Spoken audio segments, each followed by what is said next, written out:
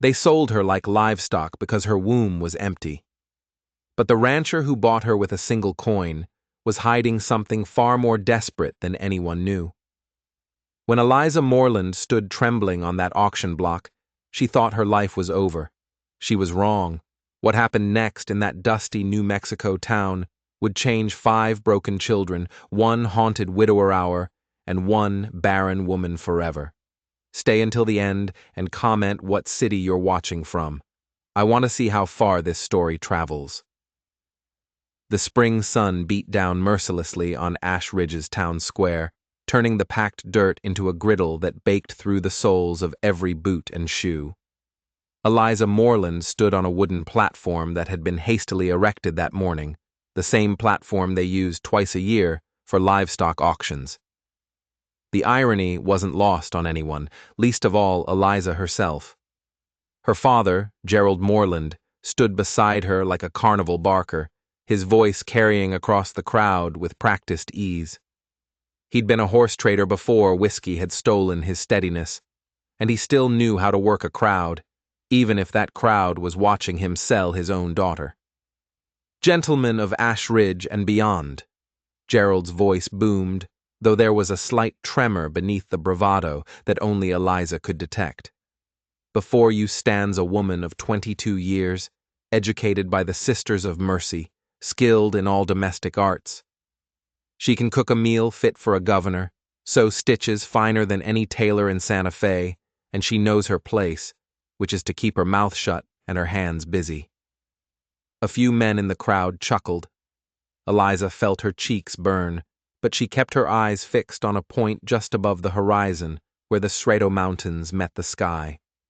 Her mother had taught her that trick years ago, back when her mother still spoke to her, still acknowledged her existence. Look beyond them, Eliza. Look to where they can't follow and they can't touch you.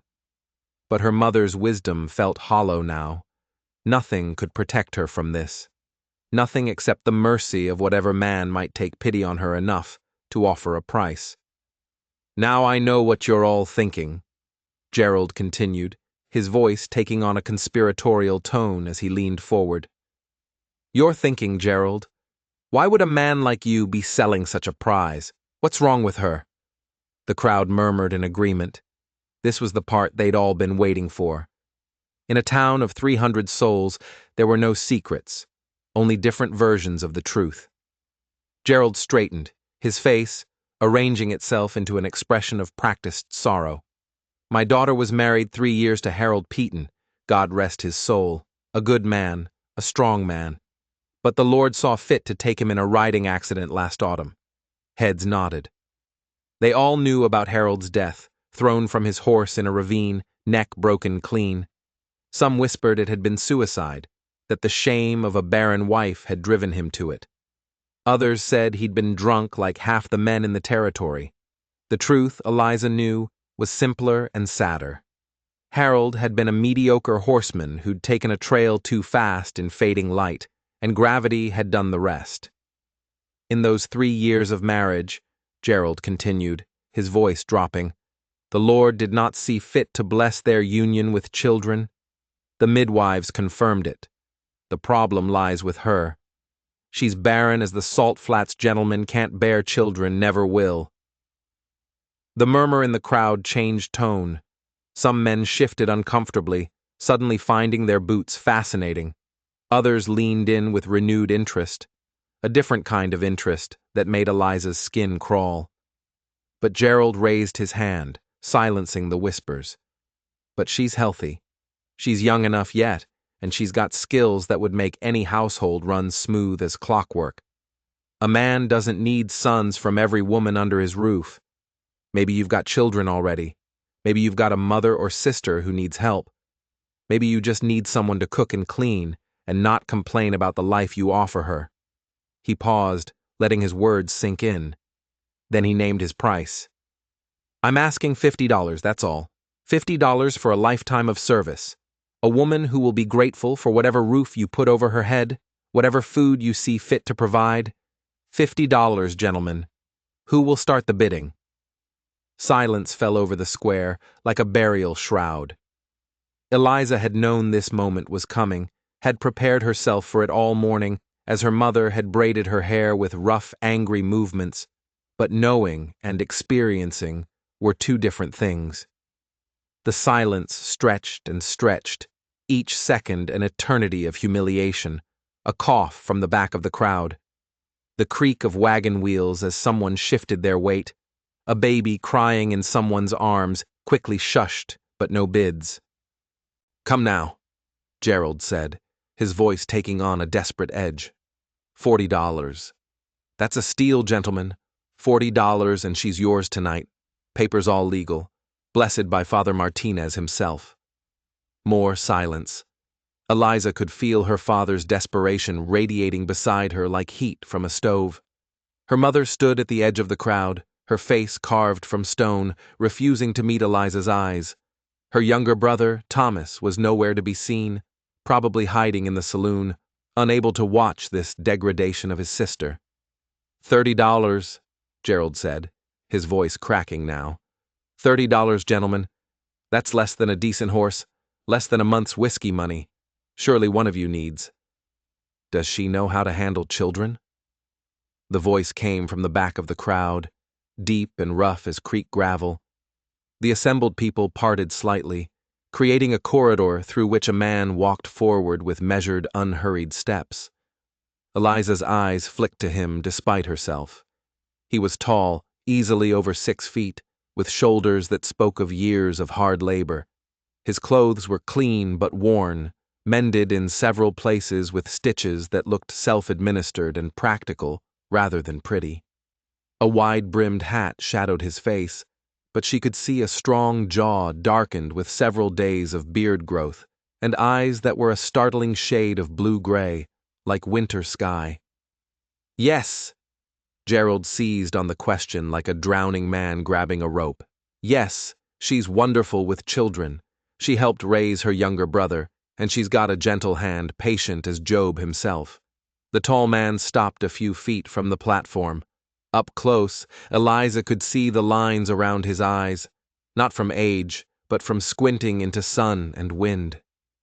He couldn't have been more than 35, but he carried himself with the weariness of someone much older. "How old are the children she's cared for?"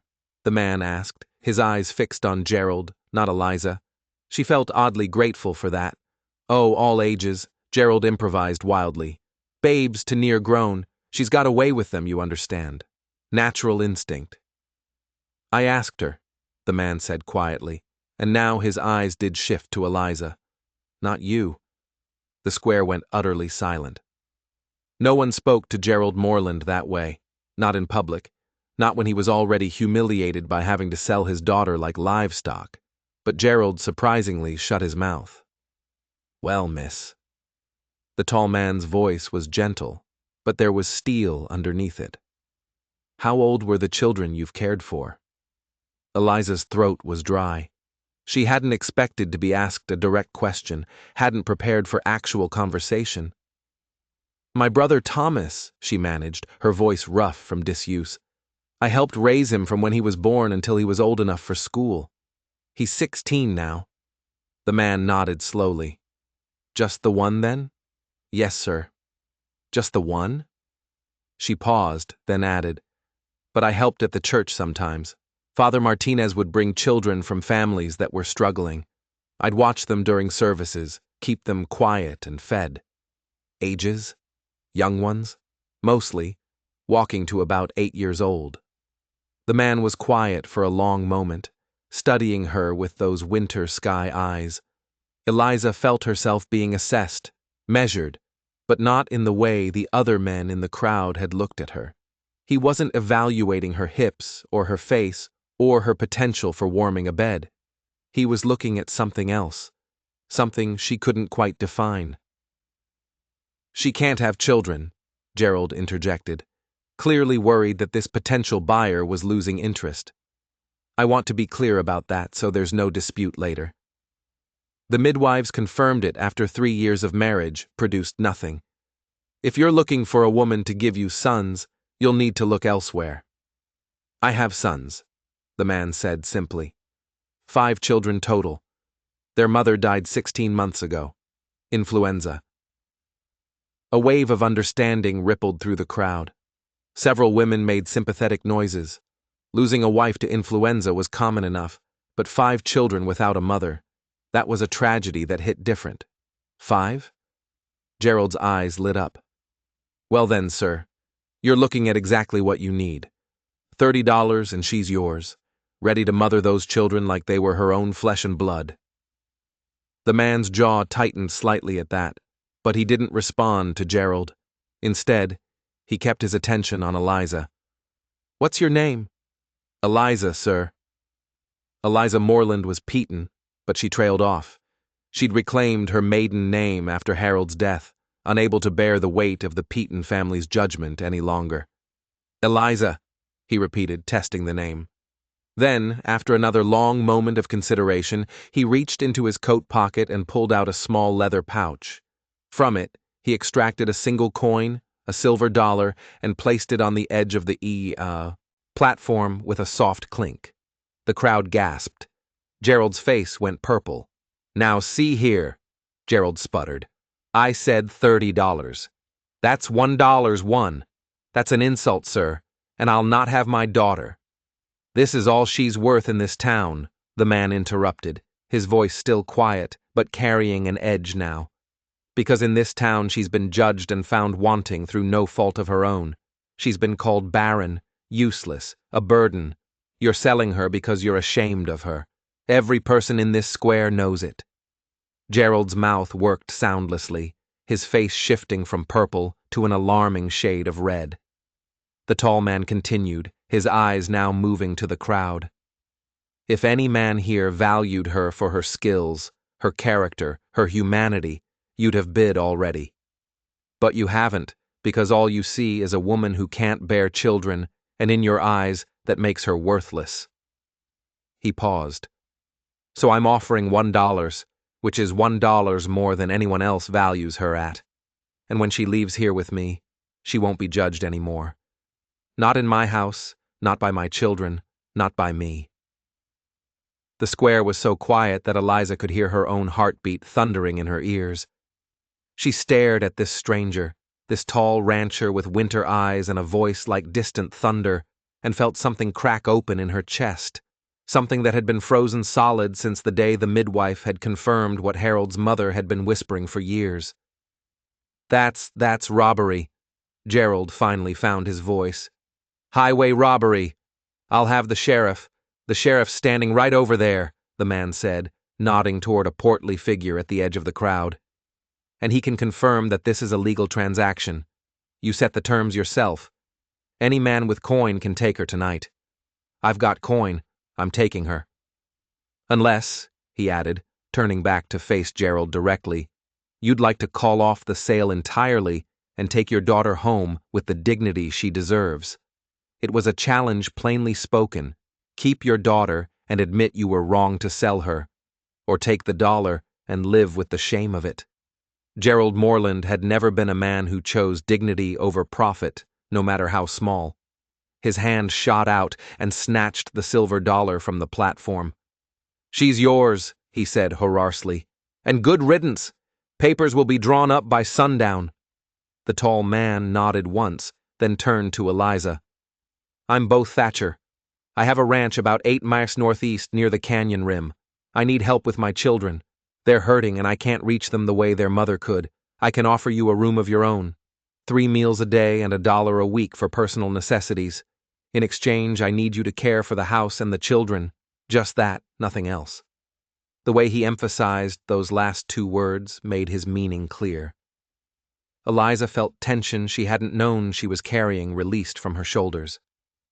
I understand, Mr. Thatcher, she said softly. Can you ride? Yes, sir. Not well, but I can stay on a horse. Good enough. I've got a wagon. Collect whatever belongs to you. We're leaving now. Now? Eliza blinked. But the papers. Will be delivered to my ranch when they're ready. I'm not leaving you here 1 minute longer than necessary. Beau Thatcher's voice was firm, brooking no argument. Eliza looked toward her mother, hoping for what? A goodbye, a moment of reconciliation. But her mother had already turned away, disappearing into the crowd, with her shoulders rigid and her head held high, as if she could walk away from the shame of this day through sheer force of will. Her father had pocketed his $1 and was already heading toward the saloon, no doubt planning to drink away his humiliation. "I'll just," Eliza's voice faltered. "My things are at my parents' house. It's just a few minutes. I'll come with you," Bo said. "So there's no trouble." They walked through the parting crowd in silence, Eliza acutely aware of the eyes following them, the whispers starting up like wildfire in their wake. Mrs. Henderson clutching her rosary and murmuring prayers. Old man Sawyer shaking his head in disgust, though whether at her father or at Bose's $1 bid, she couldn't tell. The Martin twins, barely 18, watching with wide eyes that would fuel gossip for weeks. The Moreland house sat at the end of a dusty street, small and shabby with peeling paint and a sagging porch. Eliza had grown up in this house, but it had never felt like home, more like a way station, a temporary place she was expected to leave as soon as some man claimed her. Well, someone had claimed her now. She pushed open the door, it was never locked, and went directly to the small room she'd occupied since returning from her brief marriage to Harold. Her possessions fit into a single carpet bag. 2 dresses, one for every day, and one for church. Undergarments that she'd mended so many times they were more patched than original fabric.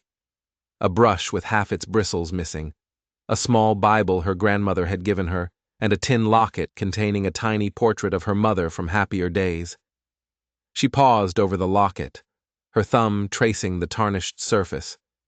Her mother had given it to her on her wedding day, pressing it into her palm with a kiss to her forehead, the last tender gesture between them, before Harold's mother had started making pronouncements about Eliza's deficiency, and her own mother had withdrawn into cold silence rather than defend her daughter.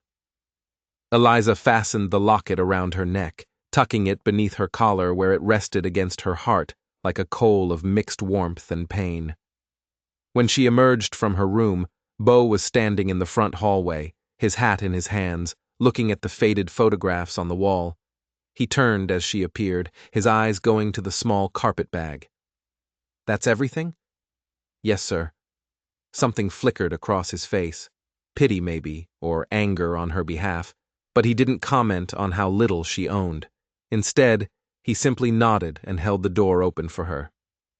"After you, Miss Mulland." The wagon was parked in front of the general store, a sturdy buckboard with worn but well-maintained wheels. 2 horses stood patiently in their traces, their coats dull with dust from the road. Bee helped Eliza up onto the bench seat with a brief touch to her elbow, then climbed up beside her and took the reins. They left Ash Ridge behind without ceremony, the wagon wheels crunching over the packed dirt road as the sun began its descent toward the western horizon. Eliza didn't look back. There was nothing in that town she wanted to remember. For the first hour they rode in silence. The landscape rolled past, scrub brush and scattered piñon pines, red rock formations jutting up from the earth like the bones of ancient giants. The air smelled of dust and sage carried on a wind that never quite stopped blowing in this part of the territory. Eliza kept her hands folded in her lap, her carpet bag tucked securely at her feet. She wanted to ask questions about the children, about the ranch, about what exactly would be expected of her, but the silence felt too fragile to break. Bo Thatcher drove with the easy competence of someone who'd made this journey 1,000 times, his attention on the road ahead. Finally, as the sun touched the mountain peaks and painted the sky in shades of orange and deep purple, Bo spoke. "The children," he said, his voice rough from disuse. "They're not easy right now. The oldest, James, he's 12, thinks he's the man of the house since I'm gone, so much managing the ranch. Then there's Matthew. He's 9, and he's angry at everything, at me for not saving their mother, at God for taking her, at the world for keep spinning when his stopped." Eliza listened, not interrupting. Levi's 7, Bo continued. Quietest child you'll ever meet. Hasn't said more than a dozen words since the funeral. The twins are 5, Nathaniel and Mira. Mira is the only girl. He paused, his jaw tightening. She doesn't understand why her mama doesn't come when she calls, keeps asking when she's coming home. And you tell her the truth, that her mama is with God now, that she's not coming back. But truth doesn't mean understanding, not at 5 years old. Bose's hands tightened on the res. My wife, Catherine, was her name. She was the heart of everything. The house, the family, the whole ranch. When she died, it was like someone ripped the center out of our world and expected us all to just keep standing. I'm sorry, Eliza said softly. That's a terrible loss. Yes. Bo was quiet for another long moment. Then I need to be clear about something, Miss Moreland. I didn't bring you to my ranch to replace Catherine. No one could do that. And I didn't bring you to be my wife. I'm not ready for that. May never be ready for it. I brought you because my children are drowning in grief, and I can't reach them. I'm not good with words. Never. Never have been. I can mend a fence, deliver a calf, break a horse, but I can't fix what's broken in my children's hearts. I don't know if I can either, Eliza admitted. I've never lost anyone the way they've lost their mother. I don't know if I'm capable of... I'm not asking you to fix them, Bo interrupted gently. I'm just asking you to be there to keep the house from falling apart, to make sure they eat and wash and sleep, to be a steady presence when everything else feels like it's crumbling. Can you do that? Eliza thought about it, really thought about it. She'd spent the last year feeling like a failure, marked as defective by every person who'd known about her inability to conceive. She'd been measured against a standard she could never meet and found wanting every single time. But this man, this stranger who'd bought her for $1 and promised she wouldn't be judged anymore, was asking her to do something she might actually be capable of. Not to give birth, not to provide heirs, just to show up, to be present, to care. Yes, she said, surprised by the steadiness in her own voice. Yes, I can do that. Bo nodded, something like relief crossing his weather-beaten features. Good. That's good. They rode on as twilight deepened into true night. Stars began appearing overhead, more stars than Eliza had ever seen from town, painting the sky in swaths of silver light. The temperature dropped quickly, as it always did in the high desert, and Eliza wrapped her thin shawl more tightly around her shoulders. Without a word, Bee reached behind the seat and pulled out a heavy wool blanket, offering it to her. Thank you, Eliza murmured, draping it across her lap. It smelled of horse and leather and wood smoke, the scent of someone else's life, someone else's home. She was entering a world that had already been built without her, trying to fit into a space carved out by a dead woman's absence. The thought should have terrified her. Instead, she felt a strange sense of calm settling over her shoulders like the blanket. Maybe it was because the expectations were clear and achievable. Maybe it was because Bo Thatcher had looked at her with winter sky eyes and seen something other than her barrenness. Maybe it was simply because anything, absolutely anything, was better than standing on that platform while her own father sold her to the highest bidder, or in this case, the only bidder. There, Bee said, pointing ahead. That's home. Eliza followed his gesture and saw lights flickering in the distance, lantern light, warm and yellow against the darkness. As they drew closer, she could make out the shape of buildings, a main house, a barn, several outbuildings clustered together like a small settlement carved out of the wilderness. The house itself was larger than she'd expected, a 2-story structure with a wide porch wrapping around the front. It looked solid, well built, though even in the darkness she could see signs of neglect, peeling paint, a shutter hanging loose, weeds growing up through the porch steps. A house without a woman's hand for 16 months would show such signs. Bo brought the wagon to a stop in front of the porch and set the brake. Before Eliza could move, the front door burst open and children spilled out. All 5 of them illuminated by the lantern light behind them, staring at the wagon with expressions ranging from curiosity to outright hostility. P. The smallest one, Mira, Eliza guessed, ran down the steps despite the loose boards. You were gone forever and ever. Just since this morning, baby girl, Bo said, his voice softening in a way it hadn't during their entire journey. He climbed down from the wagon and swept the little girl up into his arms. Were you good for James? She was a terror, said the tallest boy. James clearly, with his father's build already showing in his shoulders and his mother's dark hair, his eyes fixed on Eliza with unmistakable suspicion. Who's that? This is Miss Eliza Moreland, Bo said, setting Mira down and turning to help Eliza from the wagon. She's going to be staying with us, helping with the house, and looking after your children while I'm working. We don't need looking after, James said flatly. I've been managing just fine. You burned the biscuits again this morning, piped up one of the twins, a boy with a gap-toothed grin. And you put salt in the coffee instead of sugar. Shut up, Nathaniel. Boys, Bose's voice carried a warning. Mind your manners, Miss Moreland. These are my sons, James, Matthew, Levi, and Nathaniel. And this is Mira. Eliza climbed down from the wagon, clutching her carpet bag, and faced the children. James was scowling openly. Matthew, the 9-year-old, stood with his arms crossed and his jaw set in a way that reminded her painfully of her own brother when he was angry. Levi, true to his father's description, watched her with enormous eyes, but said nothing. The twins stood together, Nathaniel curious and Mira partially hiding behind her brother. Hello, Eliza said, unsure whether to smile or maintain a serious expression. I'm pleased to meet you all. Silence. The children stared at her like she was a puzzle they didn't particularly want to solve. Is she going to be our new ma? Mira asked, her voice small. No, Bo said firmly. Your ma is your ma. Always will be. Miss Eliza is here to help. That's all. We don't need help, James repeated. But there was less conviction in his voice now. He looked tired, Eliza realized. Bone deep, tired in the way that came from carrying too much weight for too long. Well, you've got it anyway, Bo said.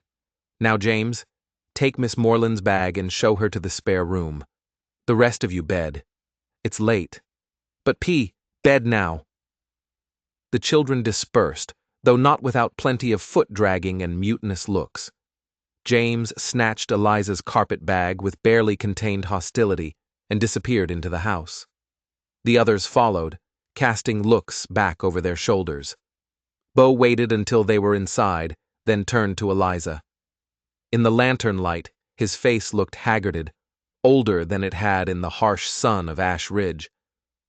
I'm sorry, he said quietly. They're not usually this rude. They're just protecting themselves, Eliza finished. I understand.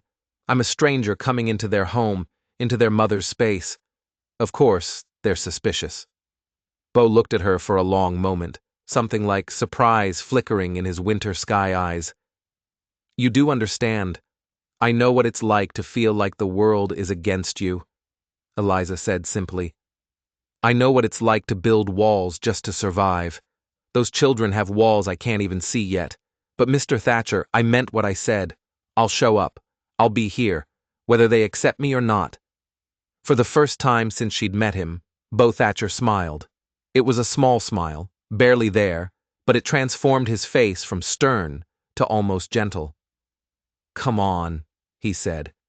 Let's get you settled. The interior of the house spoke of recent chaos and long-term neglect. Dishes were piled in the kitchen basin, clothes hung haphazardly over chairbacks, the floor needed sweeping, and dust coated every surface that wasn't in daily use. But underneath the disorder, Eliza could see the bones of a well-loved home. Handmade curtains now faded, a dining table scarred with use, but solidly built, children's drawings pinned to the walls with careful placement, James was waiting at the top of the stairs, her carpet bag at his feet. "This is your room," he said shortly, pushing open a door. The room was small but clean, with a single window looking out over the front yard. A bed, a dresser, a washstand. Simple furnishings, but more than Eliza had expected. Someone, probably James, had made up the bed with sheets that smelled of sage and sunshine. "Thank you," Eliza said, meaning it. James's expression didn't soften. "My ma's things are in the attic. P couldn't bear to move them, so they're just sitting up there gathering dust. You're not to touch them. You're not to go in their bedroom, and you're not to think you can just walk in here and take her place, because you can't."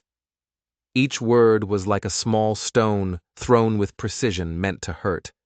But Eliza had been hurt by experts: Harold's mother, her own parents, the whole town of Ash Ridge. A 12-year-old boy's anger, no matter how justified, couldn't touch her the way their judgment had. "I'm not here to take anyone's place, James," she said quietly. "I'm here to help. That's all."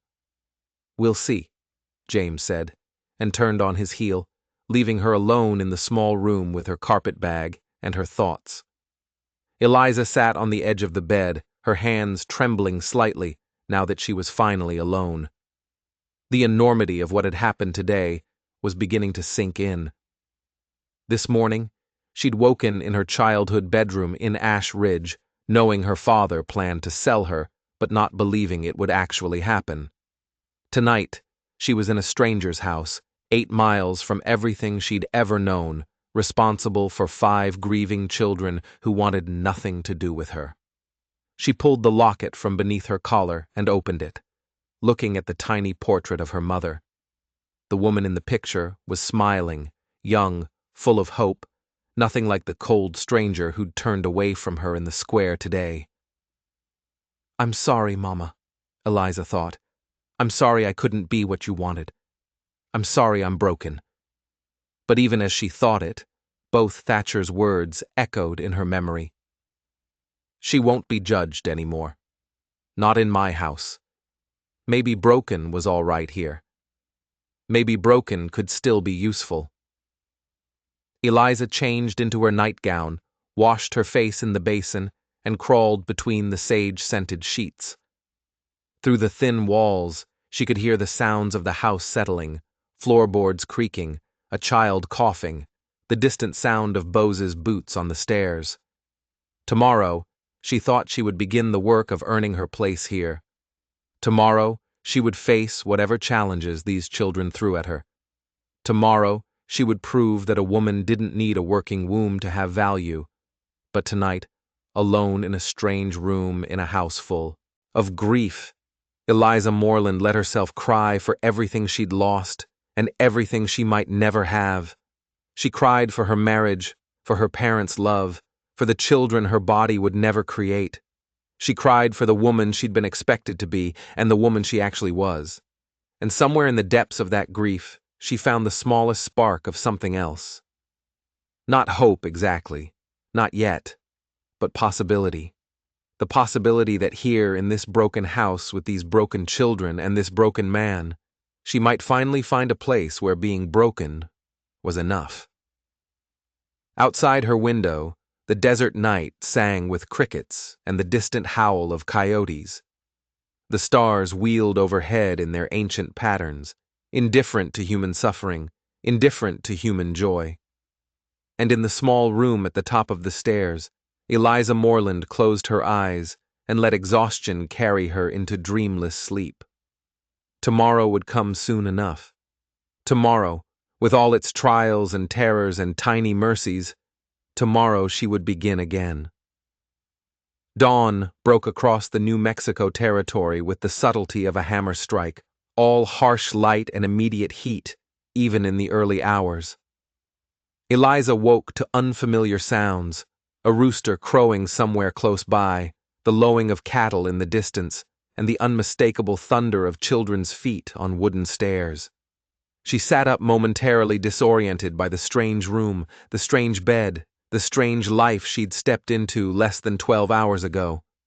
Her first instinct was to lie back down, to pull the covers over her head and pretend yesterday had been nothing more than a fever dream. But the sounds of the waking household wouldn't allow for cowardice. Eliza dressed quickly in her everyday dress, a faded calico that had seen better years, and braided her hair with fingers that still trembled slightly.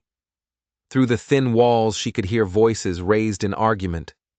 "I told you to watch the stove, Matthew. I did watch it. It's not my fault the pan was too hot. Everything's always someone else's fault with you, isn't it? Shut up, James. You're not P-boys, please." That last voice was smaller, younger, one of the twins, maybe. Eliza steeled herself and opened her door, stepping into the chaos that was apparently a normal Thatcher morning. The kitchen was a disaster of smoking pans, scattered flour, and 5 children in various states of dress and distress.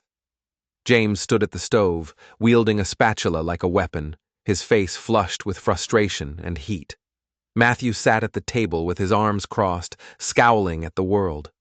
Levi hovered near the window, watching everything with those enormous silent eyes, and the twins, both still in their nightclothes, were attempting to set the table with more enthusiasm than skill, resulting in forks scattered across the floor like autumn leaves. "Good morning," Eliza said, pitching her voice to carry over the commotion without shouting. 5 heads swiveled toward her. The room went abruptly, unnaturally quiet. "Pa's already out with the cattle," James said finally, his tone making it clear this was a warning, not just information. "He left before sunup, said to tell you there's eggs in the coop, milk in the cold cellar, and flour in the pantry. Thank you." Eliza moved into the kitchen, assessing the damage. Burned eggs in one pan, what looked like the remains of an attempted pancake in another. Coffee boiling over on the back burner, filling the room with a bitter smell. "May I?" James stepped back from the stove with obvious relief masquerading as indifference. "Suit yourself." Eliza had learned to cook in her mother's kitchen under the strict tutelage of a woman who believed that proper food preparation was a woman's highest calling. She had never particularly enjoyed it, but she knew her way around a stove. She removed the ruined pans, dumped the coffee, which was more sludge than beverage, and started fresh. The children watched her in silence, their expressions ranging from James's barely concealed hostility to Mira's wide-eyed curiosity. "Nathaniel, Mira," Eliza said as she measured coffee grounds. "Could you pick up those forks and put them in the basin? We'll need to wash them before we use them." The twins looked at each other, then at James, clearly seeking permission. When he didn't object, they skewered to obey, treating it like a game to see who could collect the most forks. "Matthew," Eliza continued, finding eggs in a basket near the door, "would you mind fetching water from the pump? We'll need it for washing up." "Get it yourself," Matthew said, not moving from his chair.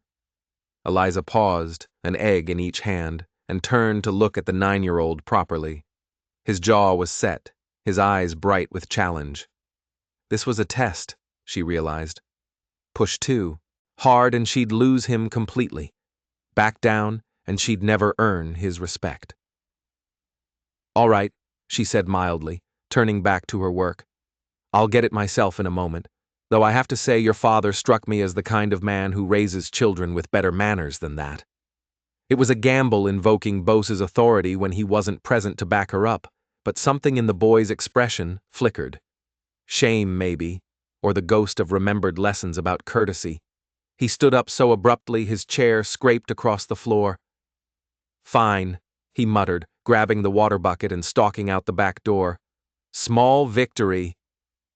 Eliza allowed herself a mental note of it before cracking eggs into a bowl. Beside her, James was studiously ignoring her presence, but she could feel his attention tracking her every move. "Your mother must have been a wonderful cook," Eliza ventured, whisking the eggs with a fork. "This is a well-organized kitchen. Everything has its place." "She was the best," Mira piped up, her voice carrying that peculiar combination of pride and pain the children use when talking about lost parents. "She made cinnamon rolls every Sunday, and her stew was better than anyone's in the whole territory." "Mira," James said sharply. "Don't." But it's true, and she sang while she cooked and she let us help sometimes. And I said don't. James's voice cracked like a whip, and Mira's face crumpled. The little girl fled from the kitchen, her bare feet slapping against the wooden floor as she ran toward the stairs. The silence that followed was suffocating. James stood rigid, his hands clenched into fists, his face a mask of anger barely containing grief. Nathaniel had frozen mid-fork collection, looking between his oldest brother and the doorway where his sister had disappeared. Even Levi, silent Levi, had turned from the window to stare. "I'll go talk to her," Eliza said quietly. "You'll leave her alone," James shot back. "You don't know anything about her. You don't know anything about any of us." "You're right," Eliza agreed, setting down her whisk. "I don't know you. I don't know what your mother was like, or how much you miss her, or how angry you are that I'm here in her kitchen, using her pans, trying to fill a space that was never meant to be empty." She met James's eyes steadily. "But I know what it's like to hurt James, and I know that taking that hurt out on your little sister isn't going to make it better. So I'm going to go check on her, and you're going to let me because that's what your father asked me to do." For a moment, she thought James might physically block her path. His whole body vibrated with the need to assert control, to maintain the fragile order he'd built in the 16 months since his mother's death, but something in Eliza's calm refusal to be cowed must have reached him because he stepped aside. "Don't expect her to like you," he said, his voice low and harsh. "Don't expect any of us to like you." "I don't," Eliza said honestly. "I just expect you to let me try." She found Mira in the room she apparently shared with her brothers. A cramped space with 2 sets of bunk beds and clothes strewn across every surface. The little girl was curled on the bottom bunk, clutching a rag doll that had seen better days, her small shoulders shaking with sobs. Eliza stood in the doorway for a moment, remembering her own childhood tears, the way her mother had sometimes held her and sometimes told her to stop being dramatic. She wasn't sure which approach would work here, or if any approach would work at all, but she told James she would try. And so, she would try. Mira. Eliza lowered herself to sit on the floor beside the bed, not touching, just present. "Your brother didn't mean to yell at you. He's just hurting. He's always mean now." Mira hiccuped into her doll. "He used to be nice before Mama died. He used to play with us and tell stories and make us laugh. Now he just yells all the time." "Grief does strange things to people," Eliza said softly. "It makes them angry at the wrong things, at the wrong people. Your brother's not really angry at you, sweetheart. He's angry at the world for taking your mother away. But you're here and the world isn't, so sometimes the anger lands on you instead." Mira turned her tear-stained face toward Eliza. "Considering this, are you grieving too? Is that why you're here?" The question asked with such innocent directness hit Eliza like a physical blow. In a way, she admitted, "I lost something too. Not a person, but a life I thought I was supposed to have. And when I lost it, I felt very angry and very sad, just like you feel about your mama." "Did it make you mean? Sometimes? I think sometimes I was mean to myself in my head, telling myself I wasn't good enough, that I'd failed." Eliza paused, choosing her words carefully. "But then your father gave me a chance to try something different, to help someone instead of just feeling sorry for myself. Do you think that was a good thing for him to do?" Mira nodded slowly, her fingers worrying at the doll's yarn hair. Mama always said helping people was the best medicine for sad hearts. "Your mama sounds like she was very wise." "She was the best mama in the whole world," Mira declared, fresh tears welling up. "And I miss her so much my chest hurts. And nobody understands, not even P, because he's always working and he doesn't have time to talk about mama anymore." Eliza's heart broke a little at that, at the image of this little girl carrying such a massive weight of grief with nowhere to put it down. She didn't have Bose's permission to make promises. didn't have the right to offer things that weren't hers to give. But she couldn't just sit here and do nothing. "I can't be your mama," Eliza said gently. "No one can be her except her, and she's gone. And that's the worst kind of unfair. But I can listen if you want to talk about her. I can hold your hand when the missing gets too big. I can make sure you eat breakfast and get tucked in at night and have clean clothes to wear. Would that be all right? Would that be a help?" Mira studied her with those enormous blue eyes, her father's eyes, weighing Eliza's words with the gravity of a much older person. Finally, she nodded. "I guess that would be all right. But I'm still going to miss Mama." "Of course you are," Eliza said. "You should miss her. Missing her means you loved her. And love doesn't stop just because someone's gone." "Really? Really?" Mira sat up, wiping her nose on her nightgown sleeve in a way that suggested she'd been missing maternal guidance for longer than 16 months. "Are you going to make breakfast? James always burns it." "I was in the middle of making eggs when I came up here," Eliza said, pushing herself to her feet with a slight groan. "Would you like to help me finish?" The little girl's face brightened immediately. "Mama used to let me crack eggs. I'm very good at it. Well, mostly good at it. Sometimes the shells get in there, but P says that's just extra crunch." Eliza held out her hand, and after only a moment's hesitation, Mira took it. Her small fingers were warm and slightly sticky, her grip surprisingly strong. Together they descended the stairs and returned to the kitchen, where the boys had apparently negotiated a temporary truce in their absence. Matthew had returned with the water, though he'd slopped a good amount of it across the floor in the process.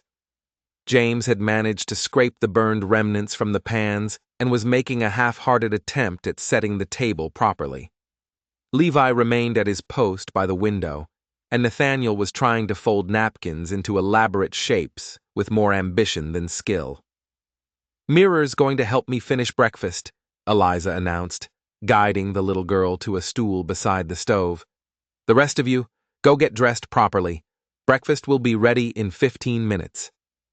"You can't tell us what to do," Matthew said, but there was less conviction in it now, more rote recitation of an expected response. "You're right." "I can't force you to do anything," Eliza agreed pleasantly, pouring the whisked eggs into a heated pan slicked with butter. "But I can choose not to serve breakfast to anyone who comes to the table in their nightclothes. House rules apply to everyone equally, or they don't apply at all." James's mouth twitched. Not quite a smile, but something that might become one eventually. "Come on," he told his brothers. "You heard her, and you know P would say the same thing." The boys trooped out, leaving Eliza alone with Mira and the steadily cooking eggs. The little girl proved to be surprisingly capable in the kitchen, directing Eliza to the right cupboards for plates and the right drawer for utensils, chattering all the while about how her mother used to organize things and why everything was where it was. "And this spoon," Mira said, holding up a wooden spoon worn smooth with use. "This was Mama's favorite for stirring stew. She said it was lucky because Grandma gave it to her when she married P, and it had never broken or burned, no matter how many pots of stew she made." Eliza took the spoon carefully, feeling the weight of it, the history embedded in its smooth wood. "Then we should use it for something special," she said. "What if we make stew for dinner tonight? Would you help me?" Mira's whole face lit up. "Really? You'll let me help with Mama's stew? If you teach me how she made it? I've never made stew in this kitchen before. I'll need a good teacher." The little girl practically vibrated with excitement. "I know where she kept her recipe box. I'll show you after breakfast." By the time the boys returned, all dressed now, though Matthew's shirt was inside out, and Nathaniel had managed to button his vest wrong, Eliza had produced a passable breakfast of scrambled eggs, toasted bread, and fresh coffee that actually tasted like coffee instead of mud. It wasn't fancy, and it certainly wasn't the feast these children were probably used to from their mother, but it was hot and plentiful, and no one complained. Well, no one complained out loud. The look Matthew shot at his eggs suggested he was mentally cataloging every way they failed to meet his standards, but he ate them anyway, which Eliza counted as another small victory. Beau returned as they were finishing up, his hat dusty and his boots caked with mud from the fields. He paused in the doorway, taking in the scene. Children fed and dressed, kitchen more or less clean. Eliza at the stove washing the last of the pans. "Miss Moreland," he said, surprise evident in his voice. "You're up early." "The rooster was very insistent about that," Eliza replied, drying her hands on a towel that had definitely seen better days. "The children have eaten. There's coffee if you'd like some, and I can make you a plate." "No need. I ate before dawn." Beau removed his hat, running a hand through hair that was showing the first threads of silver at the temples. "But thank you. How did everything go?" His eyes flicked to his children as he asked the real question underneath the polite words. "Did they make it impossible? Did they break you already?" "We managed just fine," Eliza said. "Mira was very helpful in showing me where things were kept, and we're planning to make stew for dinner tonight, if that's agreeable to you." Something complicated crossed Beau's face at that. Pain maybe, or memory. "Catherine's stew was always my favorite," he said quietly. "Then we'll do our best to make it as good as she did," Eliza said, meeting his eyes steadily. "Mira tells me her mother kept a recipe box in the pantry. Top shelf." Beau was quiet for a moment, then seemed to shake himself. "I need to head back out. There's fence line that needs mending before the cattle find the weak spots. James, you're with me. Matthew, I need you to feed the chickens and collect eggs. Nathaniel, you're on mucking duty in the barn. Levi." He paused, looking at his quietest son. "Help Miss Moreland with whatever she needs. Can you do that?" Levi nodded silently, his enormous eyes solemn. "And Mira, you help your brother and Miss Moreland. Mind your manners and do as you're told." B settled his hat back on his head and turned toward the door, then paused. "Miss Moreland, if you need anything, ring the bell on the back porch. 2 long rings means trouble. Otherwise, I'll be back for dinner."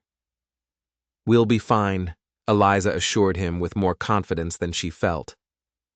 B studied her for another long moment, as if weighing whether to believe her, then nodded and headed out with James trailing behind him, the 12-year-old's shoulders already taking on the set of a man's burden.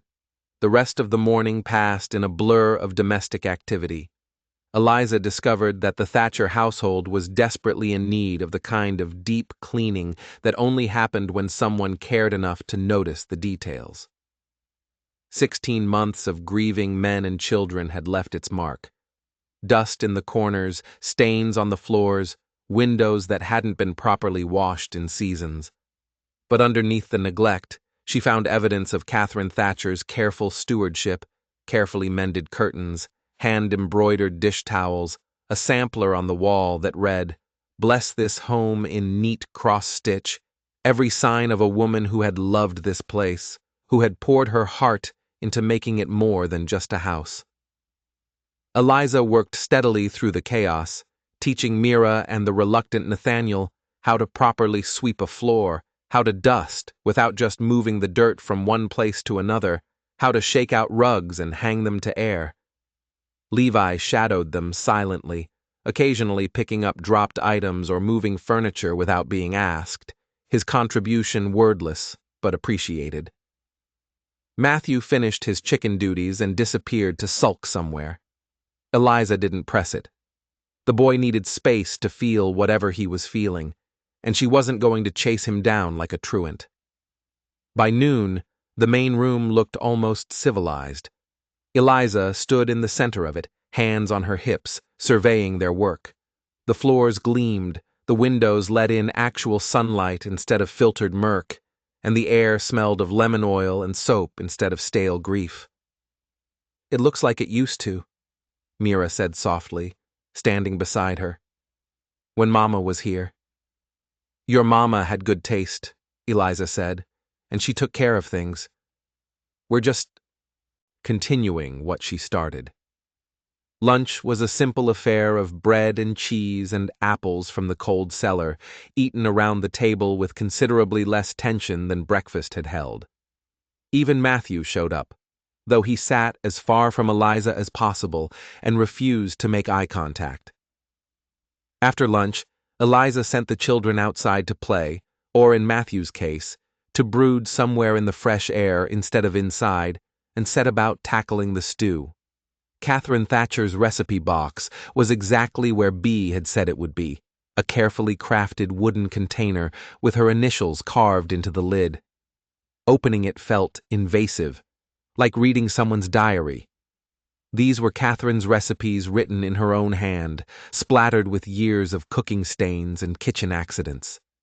Each card was a piece of her life, her knowledge passed down through ink and paper. The stew recipe was near the front, written in careful script. Mother Thatcher's beef stew. Use the tough cuts, they taste better. Don't rush the browning. Let it simmer until the meat falls apart. Add love and patience in equal measure. That last line made Eliza's throat tight. She could almost see Catherine standing at the stove, writing those words, believing that love and patience were ingredients that mattered as much as beef and carrots. "Can I help?" Mira had appeared at her elbow, quiet as a cat. "Of course," Eliza said, swallowing past the emotion. "You can be my assistant chef. First thing we need is meat from the cold cellar. Think you can show me where that is?" Together, they gathered ingredients. Tough beef that needed slow cooking, potatoes from the root cellar, carrots and onions, herbs from the dried bundles hanging in the pantry. Mira narrated her mother's methods as they worked, her small voice carrying the weight of precious memories. "Mama always sang when she cut up vegetables," Mira offered, watching Eliza chop onions. "Said it made the time go faster and the food taste better. What did she sing? All kinds of things. Church hymns sometimes, but mostly this one song about a mockingbird. I don't remember all the words, but it went like this." Mira hummed a few bars of a melody that was probably Hush Little Baby, her pitch uncertain, but her enthusiasm absolute. Eliza found herself humming along, then quietly singing the words she remembered from her own childhood. Her voice was nothing special, serviceable, but plain, but it filled the kitchen with something other than silence and grief.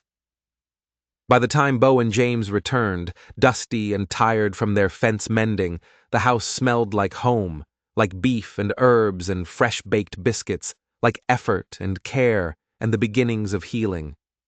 Bea stood in the doorway again, but this time his expression was different. Not surprise, but something deeper, something that looked almost like pain. P. James touched his father's arm. "You all right?" "Fine," Bo said hoarsely. "Just smells like it used to, that's all." He didn't say more, just moved to wash up at the basin. But Eliza saw the way his hand shook slightly as he worked the pump, the way he kept his face turned away from his children so they wouldn't see whatever emotion was threatening to unmoor him. Dinner was a quiet affair. Tension threaded through every bite. The stew was good, not perfect, but good, and the children ate with the kind of focus that suggested they'd been half-starved for this particular comfort food. Even Matthew managed 3 helpings, though he still refused to acknowledge Eliza directly. "This is just like Mama's," Mira announced happily. "Miss Eliza made it from Mama's recipe and I helped." "It's very good," Bo said, his voice carefully neutral. "Thank you, Miss Moreland." "Mara did most of the work," Eliza demurred. "She knew exactly how her mother made it. I just followed instructions." James looked up at that, something shifting in his expression. Not acceptance, not yet, but maybe the first crack in his armor. "You used Ma's recipe box. With your father's permission, yes." Eliza met the boy's eyes. "Your mother's recipes are treasures, James. They deserve to be used to keep feeding this family the way she would have wanted. I hope that's all right." James didn't answer immediately, turning the question over in his mind. Finally, he nodded once. Yeah, I guess that's all right." Ma wouldn't want all her recipes just sitting there gathering dust. It was the first thing approaching approval James had offered, and Eliza accepted it for the gift it was. After dinner, the children scattered to their evening routines. James to help his father with final chores, Matthew to wherever he went to be alone with his anger, the younger ones to play in the fading light. Eliza cleaned up the kitchen, her hands moving, through the familiar rhythm of washing and drying and putting away. She was elbowed deep in soapy water when Levi appeared at her side, so quiet she hadn't heard him approach. He held out a tin cup with both hands, offering it like a sacred object. Eliza dried her hands and took the cup, examining it. It was dented, clearly welliced, with no particular distinction, except for the fact that a small flower had been scratched into the metal. Amateur work, probably done with a nail. "Did you want me to wash this?" she asked gently. Levi shook his head, then, in a voice so soft she had to strain to hear it, "For you, Mama's cup.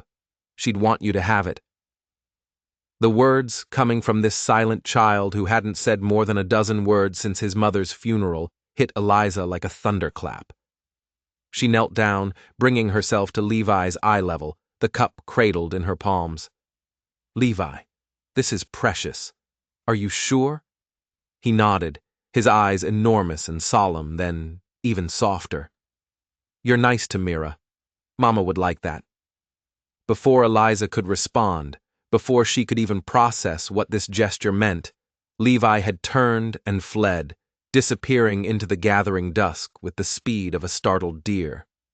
Eliza stayed kneeling there for a long moment, this battered tin cup in her hands, tears she hadn't planned on crying sliding down her cheeks.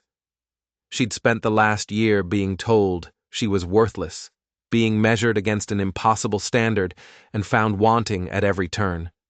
And now this quiet little boy who barely spoke to anyone had given her his mother's cup and called her nice. It was such a small thing, such an impossibly small thing, but it felt like being handed a piece of the sun. "Miss Moreland!" Bose's voice from the doorway made her start. She stood quickly, swiping at her wet cheeks with the back of her hand, trying to compose herself. "I'm sorry," she said. "I was just... Levi gave me this cup, and Catherine's cup," Bo said quietly, stepping fully into the kitchen. She drank her morning coffee from it every day. Claimed it kept the coffee hotter than any other cup in the house, though I think it was just because it was her favorite. He said she'd want me to have it because I was nice to Mira. Eliza's voice cracked despite her best efforts. "I don't think anyone's called me nice in a very long time, Mr. Thatcher." Bo moved closer, his boots soft on the clean floor, and gently took the cup from her trembling hands. He turned it over, finding the scratched flower, his thumb tracing it with obvious familiarity. "I did that," he admitted. "Cratched that flower on there for her first Mother's Day after James was born. Wanted to give her something special, but we didn't have much money, so I took a nail and spent an evening scratching this sorry excuse for a daisy into the tin. She cried when I gave it to her, told me it was the most beautiful thing she'd ever seen."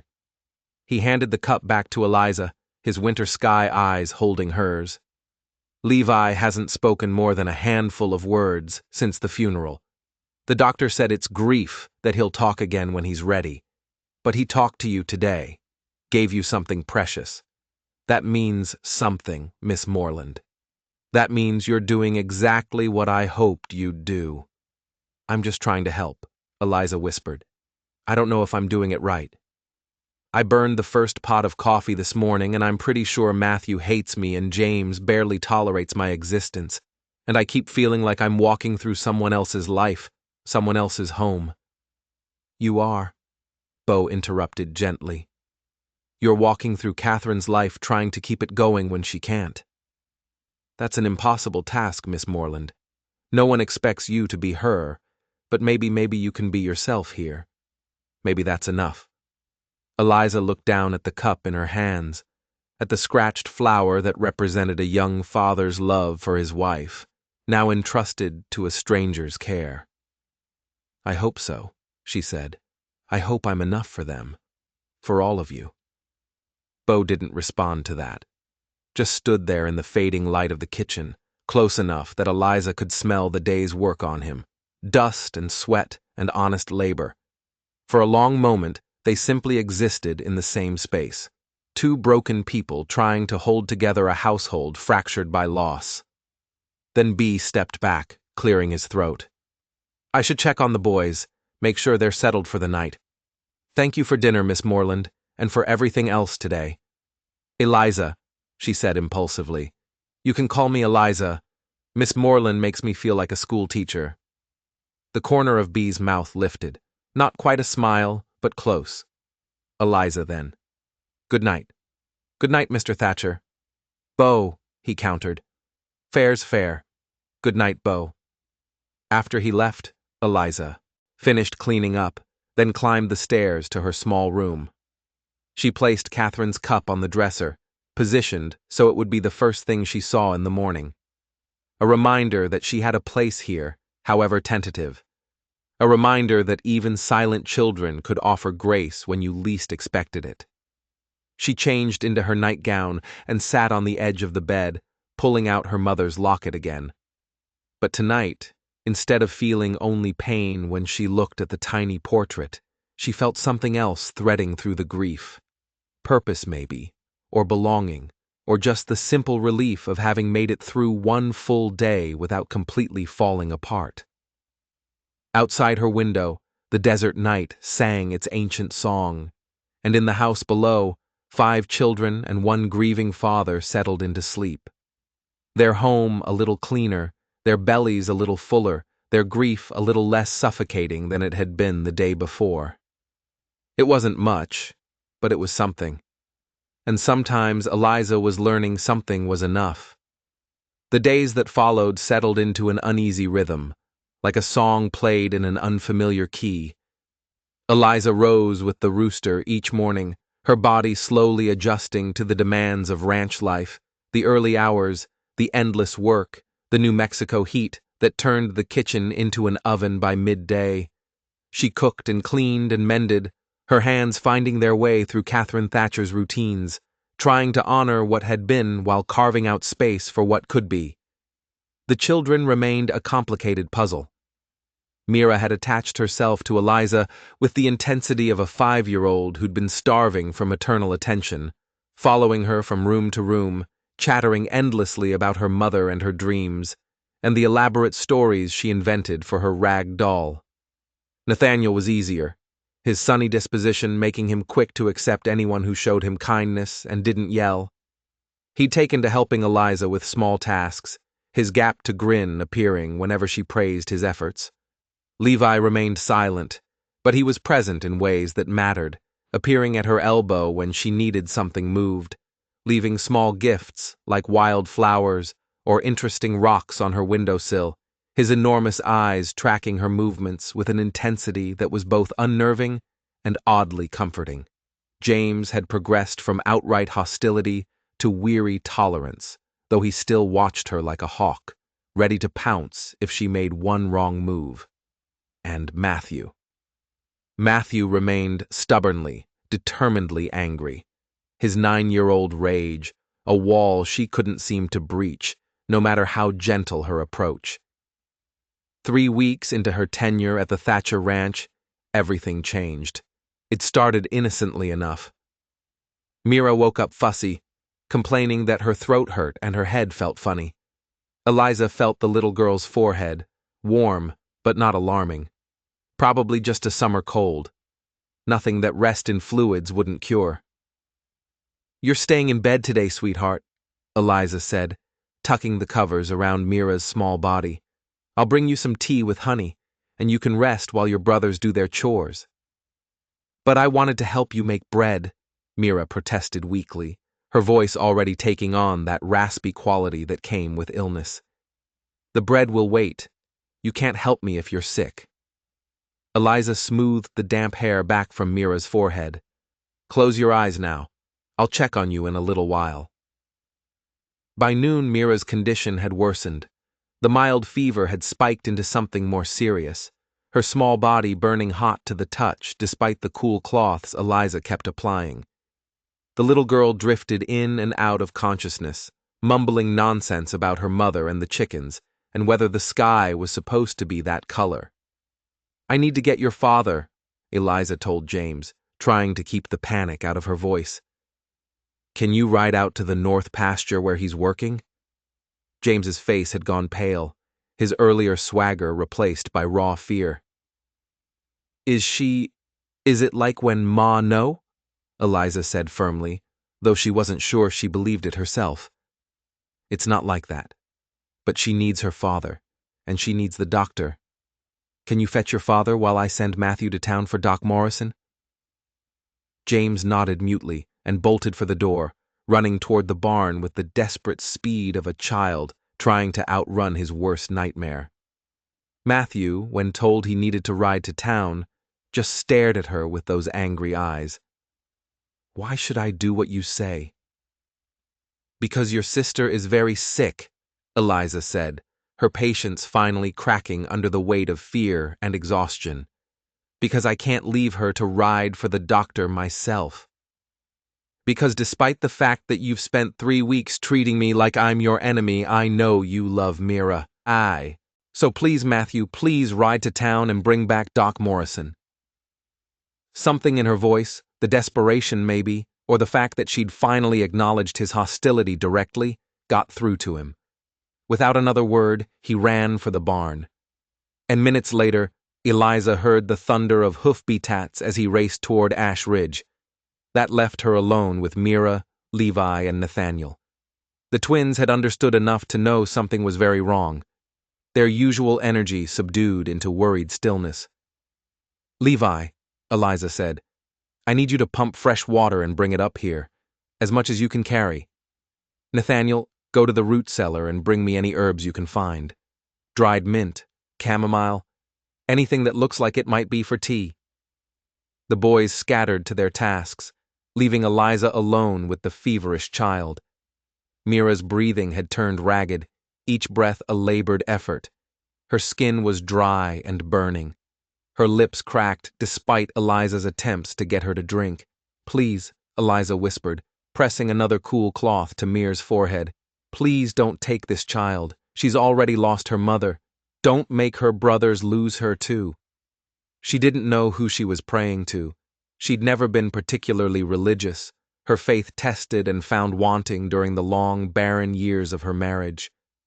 But in this moment, with this little girl burning up in her arms, she would beg anyone, anything, for help.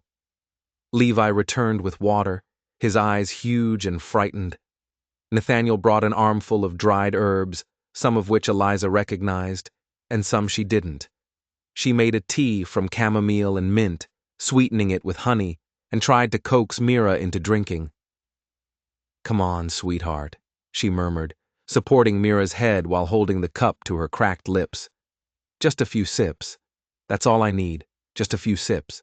Mira managed 2 swallows before turning her head away, whimpering. Time became elastic, stretching and compressing in ways that defied logic.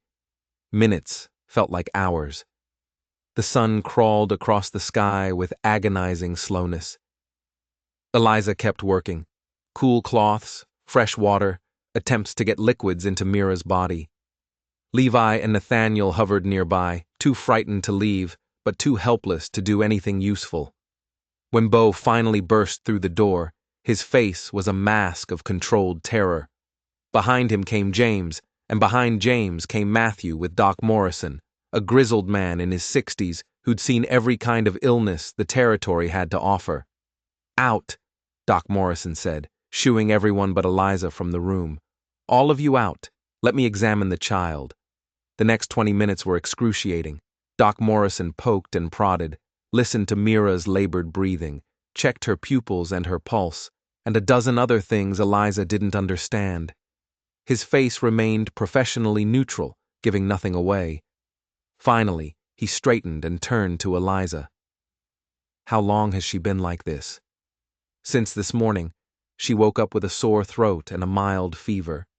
By noon, it had gotten much worse." "Have you been keeping her cool, giving her fluids?" as much as I could get her to take. She's barely conscious most of the time." Doc Morrison nodded slowly, then pulled a small vial from his bag. "This is willow bark extract. Dissolve 2 drops in water and get her to drink it. It'll help bring the fever down. Keep doing what you've been doing. Cool claws, fluids, rest, and don't let anyone else in this room unless they've already had scarlet fever." "Scarlet fever?" Eliza's blood ran cold. "Are you sure?" "Pretty sure. The rash will confirm it in the next day or so, but all the signs are there." He fixed her with a stern look. "This is serious, miss. This fever could kill her if it gets any higher. You need to stay with her, keep her cool, get fluids in her any way you can." "Can you do that?" "Yes," Eliza said, her voice steadier than she felt. "I can do that." "Good. I'll be back tomorrow to check on her. In the meantime, keep everyone else away. Scarlet fever spreads like wildfire, and the last thing this family needs is all 5 children sick at once." He left the vial on the bedside table and headed downstairs to give Bea the same grim news. Eliza could hear the murmur of voices, the sharp intake of breath when Beau learned what his daughter was facing. The doctors measured reassurances that meant nothing in the face of actual fear. When Beau appeared in the doorway, his face was gray. "Doc says you're to stay with her, that you're doing everything right." "I'll take care of her," Eliza promised. "I won't leave her side. The boys will be fine. They can manage for a few days. James knows how to cook basic meals, and Levi and Nathaniel can handle the chickens and the smaller chores. You focus on the ranch, and I'll focus on Mira." Beau looked at his daughter, so small and fragile in the bed, and something broke in his expression. "I can't lose her too," he said, hoarsely. "I can't. It'll kill me." "You won't lose her," Eliza said with more confidence than she possessed. "I won't let you lose her." He left then, because there was nothing else he could do. And Eliza settled in for the longest night of her life. She pulled a chair close to the bed and kept vigil, changing the cool cloths every few minutes, dripping water and willow bark extract onto Mira's cracked lips, monitoring every breath and whimper. Levi brought her food she didn't eat. Nathaniel brought fresh water without being asked. James appeared in the doorway every hour, his face haggard with worry, needing to see that his sister was still breathing. Even Matthew came, standing in the hallway outside the room, not entering, but not leaving either.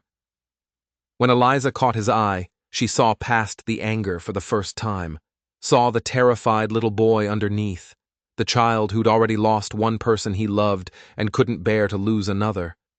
"She's going to be all right," Eliza told him softly. "I promise you, Matthew. I'm going to make sure she's all right." "You can't promise that," Matthew said, his voice cracking.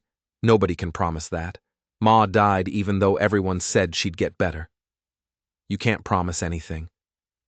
"You're right," Eliza admitted. "I can't know for certain what's going to happen, but I can promise that I'll do everything in my power to help her. I won't sleep. I won't rest. I won't stop fighting for her. That much I can promise." Matthew stared at her for a long moment, then nodded once, and disappeared back down the hallway, his footsteps heavy with the weight of remembered grief. The night deepened. Mira's fever raged. Eliza worked through exhaustion, through the ache in her back from bending over the bed, through the scratchy dryness of her own eyes. She sang every lullaby she could remember from her childhood, her voice rough but persistent. She told stories about brave little girls who fought dragons and won. She prayed in whispered fragments, bargaining with a god she wasn't sure was listening. Somewhere around 3 in the morning, Mira's fever spiked higher. The little girl began thrashing, her small body convulsing with the heat, her skin so hot it hurt to touch. Eliza's calm cracked. "No, no, no," she whispered frantically, stripping away the blankets, pressing cool cloths everywhere she could reach. "Come on, sweetheart, come back to me, come back." She worked with desperate efficiency, changing the water to make it colder, adding more willow bark extract, physically holding Mira still so she wouldn't hurt herself in her delirium.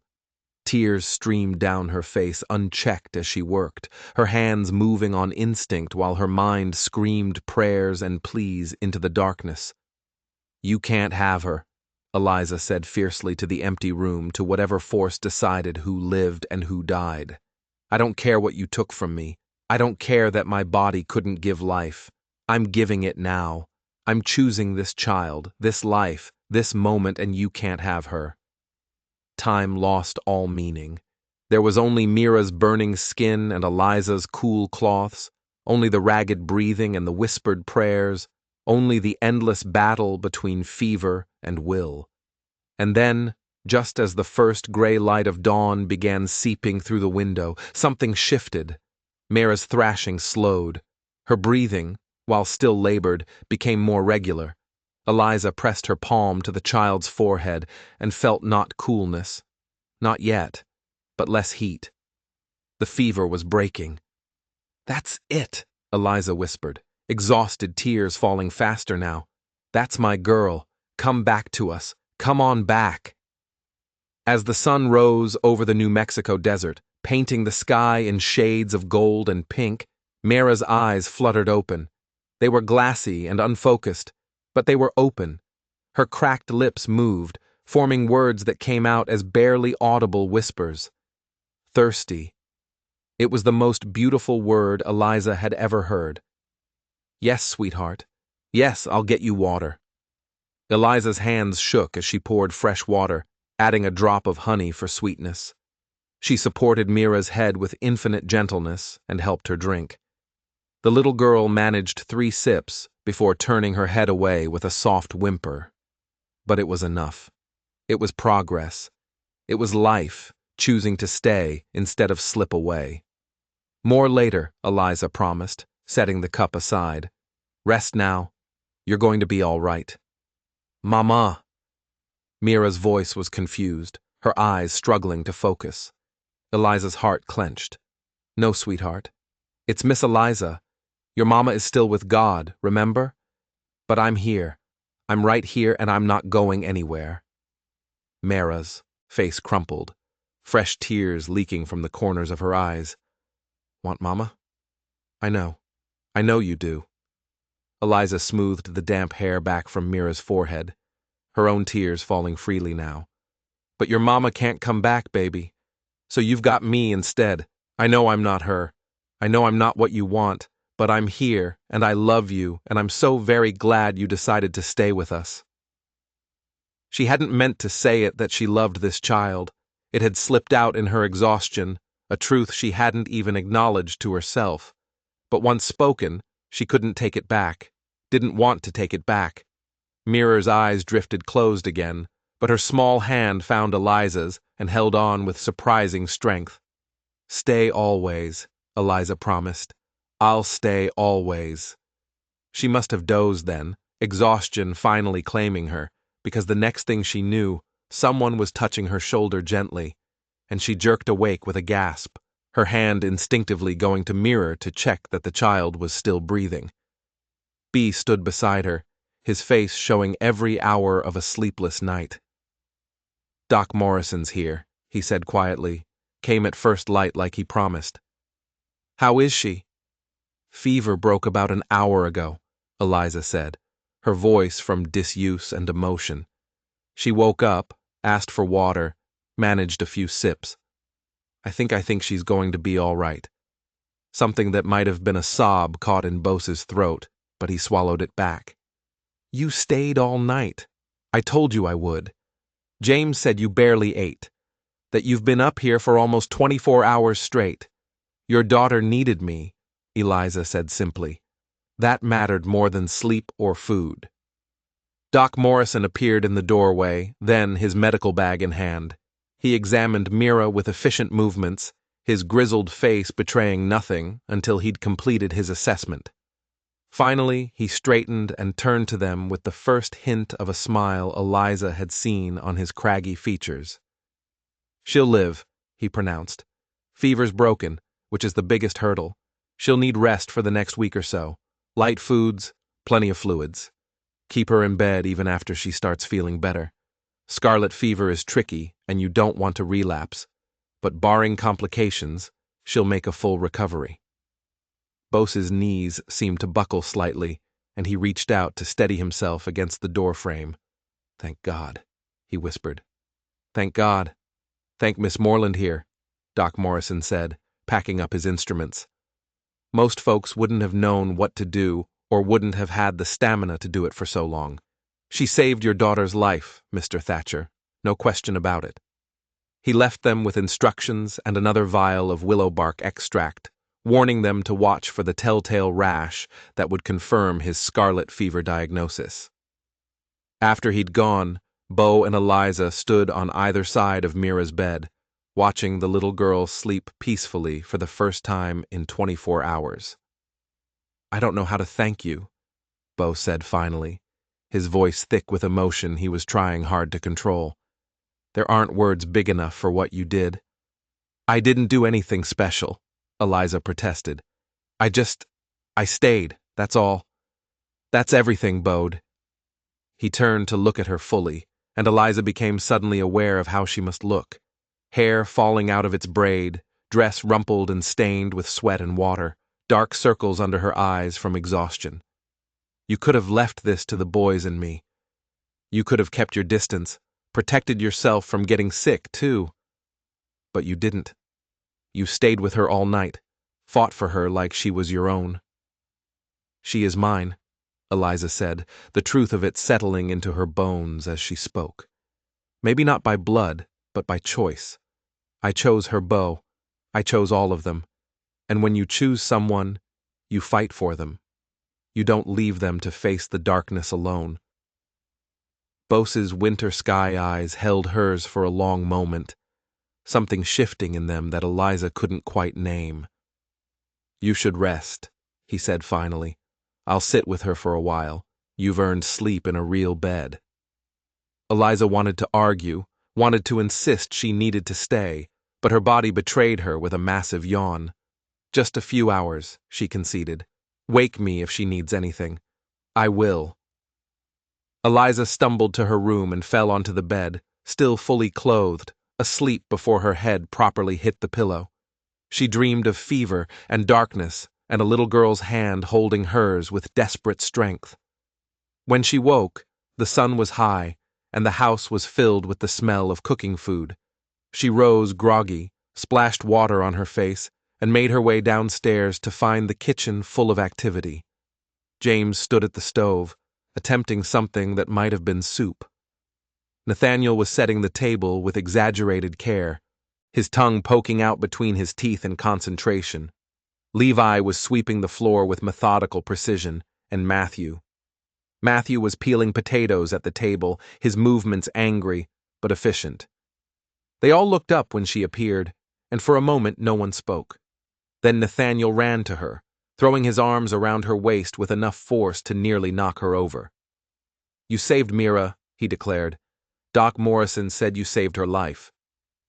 We all helped, Eliza said, steadying herself. You boys kept the house running while I was upstairs. That mattered too. But you stayed with her all night, James said, not turning from his soup. You didn't sleep. You didn't eat. You just stayed. There was something different in his voice now. The hostility had burned away, leaving something raw and honest underneath. Respect, maybe, or the beginnings of trust. Of course I stayed, Eliza said. She needed someone. Ma would have stayed too, James said quietly. Ma would have done exactly what you did. It was the highest compliment he could have given her, and they both knew it. Eliza's throat tightened with emotion. Thank you, James. That means more than you know. Even Matthew looked up from his potatoes, then, his angry mask slipping just enough to show the confused, hurting boy underneath. You really meant it, he said, his voice uncertain. When you said you'd fight for her, you really meant it. Yes, Eliza said simply. I meant it, and I mean it about all of you. You're my children now, whether you like it or not. I'll fight for every single one of you. Matthew's hand stilled on the potato he'd been peeling. For a long moment he just stared at her, working through something complex in his 9-year-old mind. Then, so quietly, she almost missed it.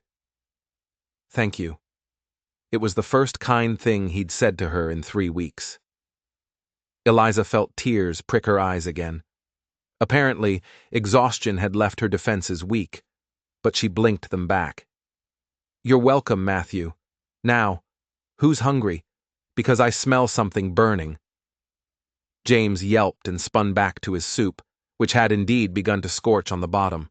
The moment of emotional intensity broke into organized chaos as everyone scrambled to save lunch. But something had shifted. Some invisible line had been crossed, and they all felt it. Over the next week, as Mira slowly recovered her strength, the household found a new rhythm. James stopped watching Eliza with suspicion and started actually asking her questions about cooking, about his mother's recipes, about whether she thought a certain shirt was clean enough or needed rewashing. Nathaniel appointed himself her shadow, following her everywhere and narrating her activities like she was the most fascinating person he'd ever met. Levi's gifts increased. More flowers, more interesting rocks, and once a perfectly symmetrical bird's feather that he placed on her pillow with the reverence of someone offering treasure, and Matthew. Matthew slowly, gradually, let his walls come down. It started with small things, passing her the salt at dinner without being asked, offering to carry water from the pump, not scowling quite so fiercely when she asked him to do chores. By the end of the week, he'd actually smiled at something, she said. A quick flash of expression that he'd tried to hide, but hadn't quite managed. On the 8th day after Mira's fever broke, the little girl was finally well enough to come downstairs for dinner. She was thinner, paler, and still weak enough that Bo had to carry her, but her eyes were bright and her smile was genuine. They gathered around the table, all 7 of them, for the first meal they'd shared since Mira had gotten sick. Eliza had made chicken and dumplings from Catherine's recipe box and fresh bread that had actually risen properly this time, and apple pie from the last of the cold cellar stores. As they ate, conversation flowed naturally. The boys talking about their chores, Mira chattering about all the things she'd missed while sick, Bo quietly listening to his children with an expression of profound relief. Eliza watched them all, these people who'd become hers through circumstance and choice, and felt something loosen in her chest. This was what family felt like, she realized. Not blood, not biology, just people who showed up for each other, who fought for each other, who chose to stay even when staying was hard. "Miss Eliza." Mira's small voice cut through the conversation. "Can I ask you something?" "Of course, sweetheart. When I was really sick and I woke up for a little bit, you said you loved me. Did you mean it?" The table went quiet. All eyes turned to Eliza, waiting for her answer.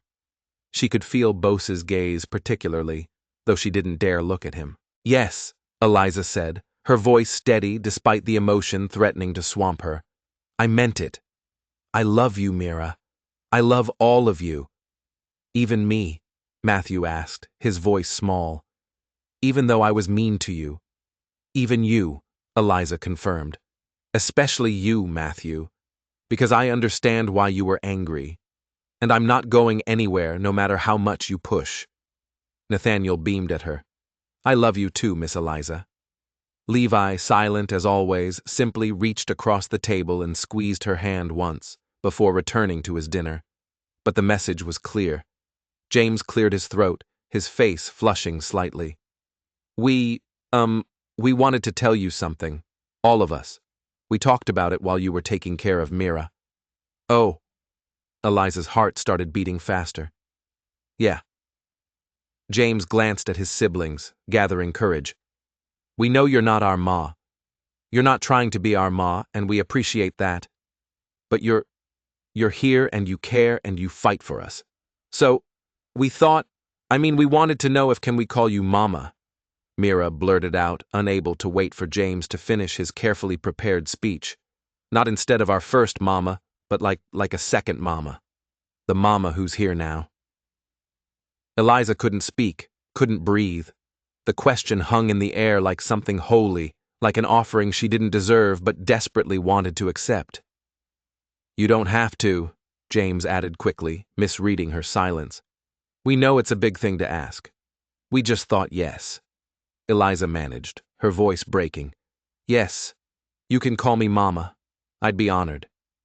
The smile that broke across Mira's face was brighter than the New Mexico sun. "Really? Really? Then can you tuck me in tonight like a real mama would?" "Of course, baby girl. Of course I will." Dinner continued with lighter hearts and fuller laughter. After the meal, after the dishes were washed and put away, after the children had scattered to their evening activities, Eliza found herself alone on the back porch, watching the sun set over the distant mountains. B joined her there, 2 tin cups in his hands. He offered one to her. Catherine's cup with its scratched flower filled with coffee that was actually drinkable this time. "Thank you," Eliza said, accepting it gratefully.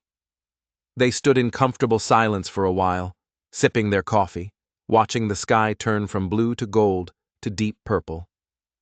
Finally, B spoke. "They mean it, you know, about calling you Mama. It's not just gratitude talking or relief that Mira is alive. They've chosen you. All of them. Even Matthew." "I know," Eliza said softly. "I can feel it. And Bo, I need you to know that I take that seriously. I'm not going to leave. I'm not going to let them down. Whatever happens, however long you need me here, I'll stay. Even though this isn't the life you probably imagined for yourself," Bo asked. "Even though you're caring for another woman's children in another woman's house. This is better than any life I imagined," Eliza said honestly. "In my old life, I was broken, defective, worth $1 silver in a public square. Here, I'm needed. I matter. I get to love children who love me back, who chose me not because I could give them life, but because I chose to stay when staying was hard. That's more than I ever thought I'd have." Bo turned to look at her fully, his winter sky eyes reflecting the last of the sunset. "You're not defective, Eliza. You never were. Anyone who told you that was a fool. My body can't." "Your body isn't what makes you valuable," Bo interrupted gently. "Your heart is. Your courage is the fact that you stayed awake for 24 hours straight, fighting for a child who wasn't even yours by blood. That's what makes you valuable." Catherine would have his voice caught, and he had to pause to collect himself. Catherine would have loved you, would have called you sister, would have been grateful beyond words that her children found you when they needed someone most. Eliza's tears fell freely now, running down her cheeks unchecked. "I wish I could have known her." "She's here," B said, gesturing to the house behind them. "In her recipes, in her children, in the way this home was built with love. You're not erasing her, Eliza. You're honoring her, keeping her alive through the life you're giving her children." "Thank you," Eliza whispered, "for bringing me here, for giving me this chance, for not judging me." "Thank you," Bo countered, "for staying, for fighting, for loving them even when they made it hard." They finished their coffee as the last light faded from the sky and the stars began to appear countless and bright in the clear desert air. And when they finally went inside, when Eliza climbed the stairs to tuck 5 children into bed for the first time as Mama, her heart was fuller than it had ever been. She saved Mira's room for last, the little girl already drowsy, but fighting sleep to wait for her promise tucking in. "Mama," Mira said as Eliza pulled the covers up around her shoulders, "will you tell me about when you were little? What do you want to know?" "Everything. I want to know everything about you." So Eliza settled on the edge of the bed and began to tell stories about her own childhood, about her grandmother who taught her to braid hair, about the time she'd tried to bake a cake and accidentally used salt instead of sugar. She talked until Mira's eyes drifted closed, until the little girl's breathing evened out into the rhythm of healthy sleep.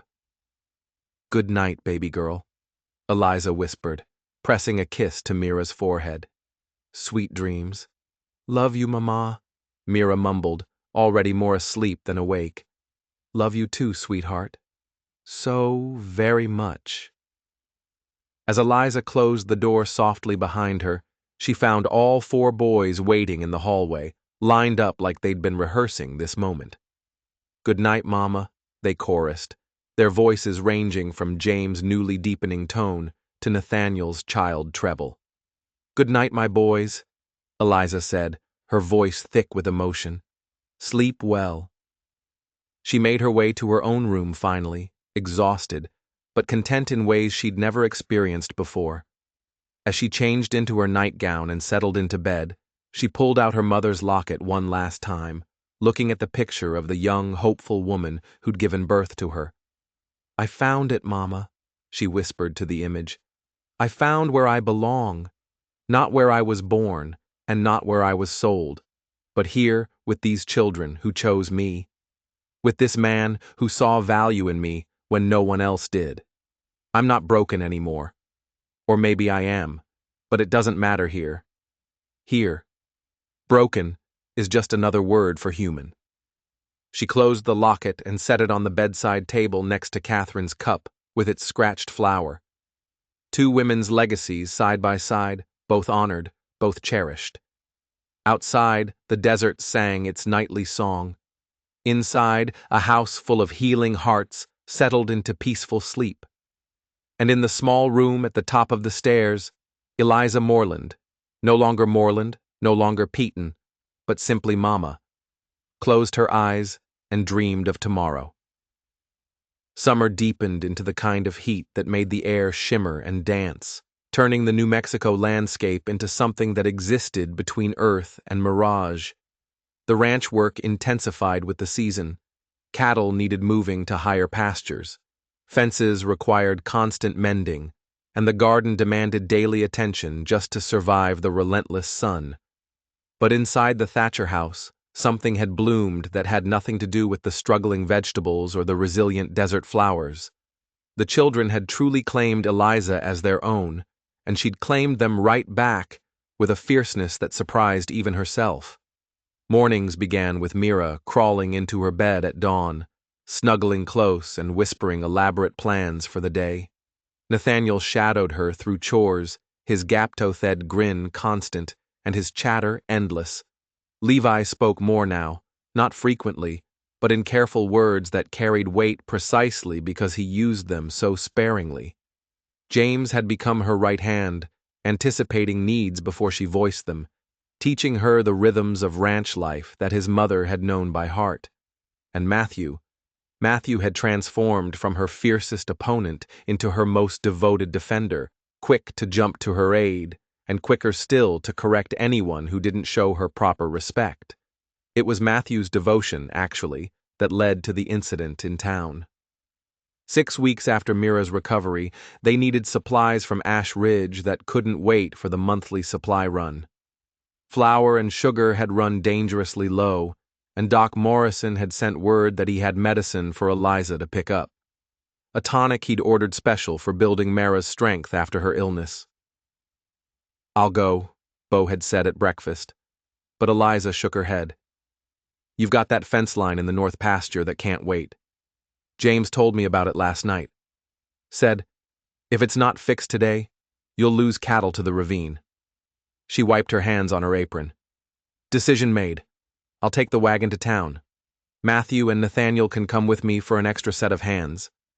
Bo had looked uncertain, his coffee cup pausing halfway to his lips. Are you sure? The folks in Ash Ridge, they weren't exactly kind to you when you left. Then they can practice being kind now, Eliza said with more confidence than she felt. I'm not the woman they sold 6 weeks ago, Bo. I'm different now. I have a home. I have children. I have a place where I belong. They can't take that from me. Something flickered in Bo's eyes at that. Pride, maybe, or approval. Take James, too. Then, just in case there's trouble. So, the 4 of them had set out after breakfast, the wagon rattling along the familiar road toward Ash Ridge. Eliza hadn't been back since the day of her sale, And as the town came into view, small and dusty and full of memories she'd rather forget, her resolve wavered slightly. "Mama?" Nathaniel, sitting beside her on the bench seat, touched her arm. "You're squeezing the res tight. Are your hands okay?" Eliza loosened her grip, realizing she'd been strangling the leather. "I'm fine, sweetheart. Just thinking about when Grandpa sold you," Matthew asked from the back of the wagon, his voice carrying that edge of protective anger he got whenever anyone mentioned her past. "Because if anyone says anything mean to you, you'll mind your manners and be polite," Eliza interrupted firmly. "We're here for supplies, not confrontation. We get what we need and go home. Understood?" "Yes, Mama," Matthew muttered, though his scowl suggested he was mentally cataloging potential insults and preparing responses. They pulled up in front of Henderson's General Store, the same building where Bea had loaded supplies the day he'd bought her. Eliza climbed down from the wagon with as much dignity as she could muster, smoothing her dress and straightening her bonnet. She'd worn her church dress today, not the faded everyday calico, but the nicer blue cotton that Catherine's skilled hands had sewn years ago, and that Eliza had carefully let out to fit her own frame. The bell above the door chimed as they entered, and Mrs. Henderson looked up from her counter. The woman's eyes widened in recognition, her mouth forming a small O of surprise. "Miss Moore, Mrs."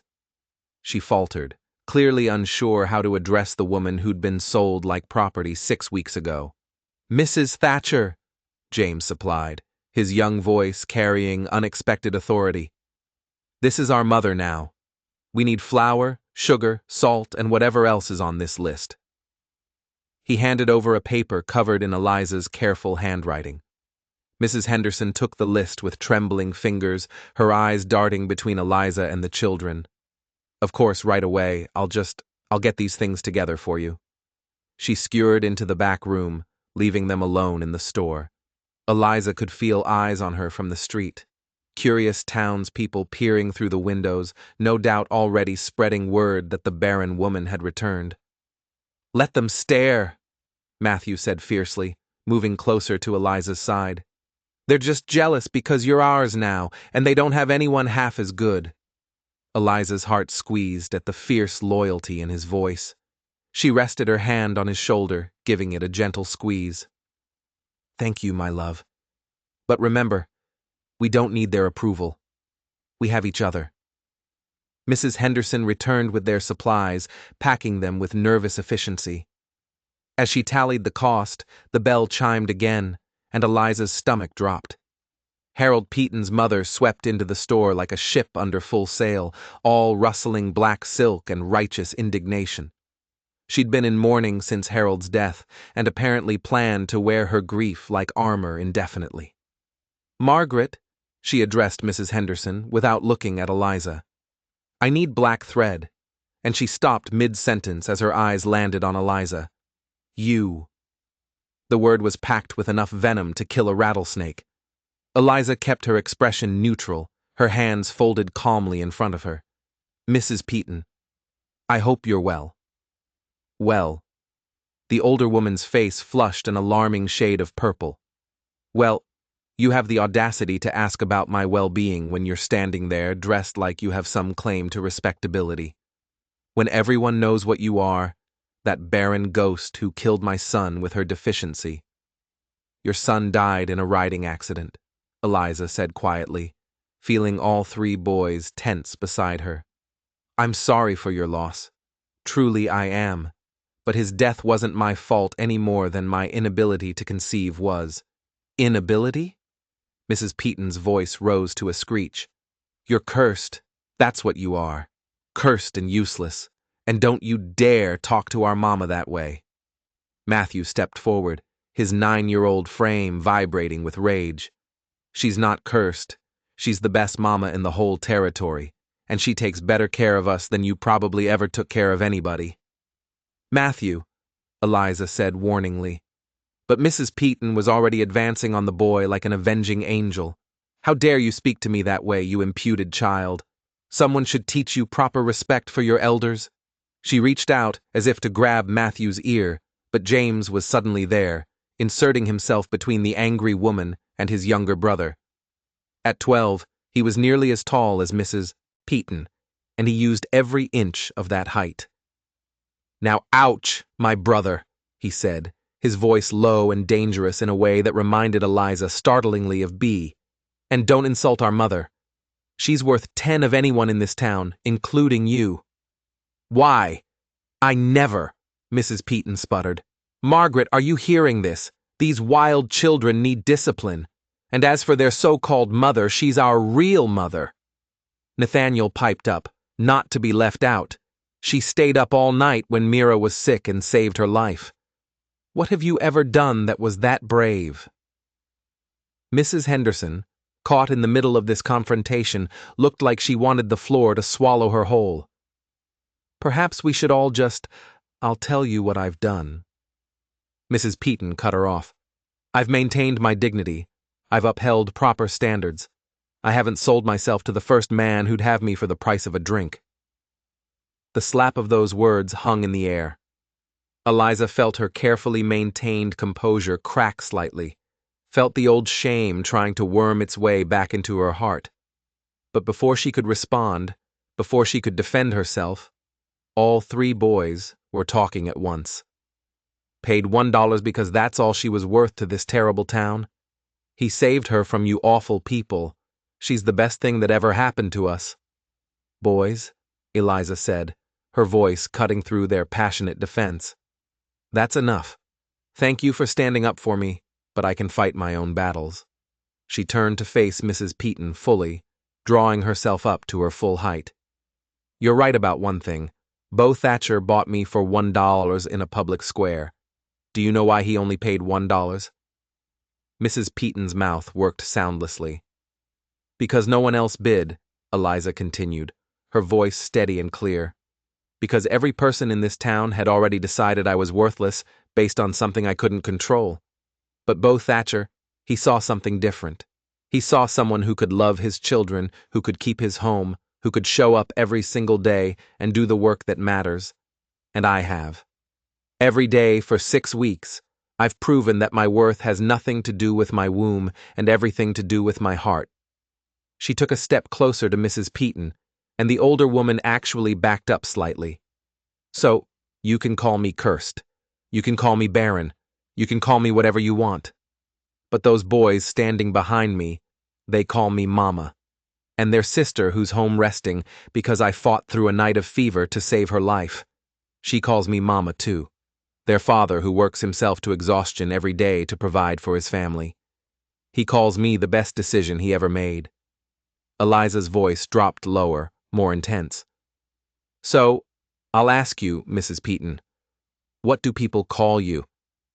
Because from where I'm standing, all I see is a bitter woman wearing her grief like a badge of honor, using it as an excuse to tear down anyone who's found a way to be happy despite their losses."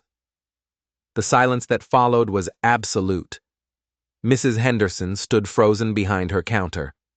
The boys stared at Eliza with expressions of awe and pride, and Mrs. Peaton looked like she'd been slapped. "How dare you?" she finally whispered. "How dare you speak to me that way?" "I dare because I'm not afraid of you anymore," Eliza said simply. "I'm not afraid of this town anymore. You already did your worst to me, and I survived. I more than survived. I found a family who loves me. What more can you possibly take from me?" Mrs. Peaton turned on her heel and stormed from the store, the bell chiming violently with her exit. In the aftermath, Eliza's hand started to shake, the adrenaline of confrontation finally catching up with her. "Mama, that was amazing," Nathaniel breathed. "You were like a hero in a story. You made her run away," Matthew added with deep satisfaction. She couldn't even think of anything to say back. James just looked at her with new respect in his eyes. "Paul was right," he said quietly. "You are the best decision he ever made." Mrs. Henderson cleared her throat nervously. Your total comes to 347, Mrs. Thatcher, and I want you to know what you said was right. We were all wrong about you. I'm sorry for that."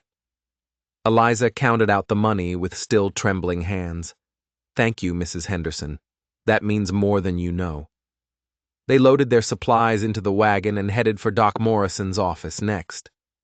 The doctor was waiting for them, a bottle of dark liquid in his hands.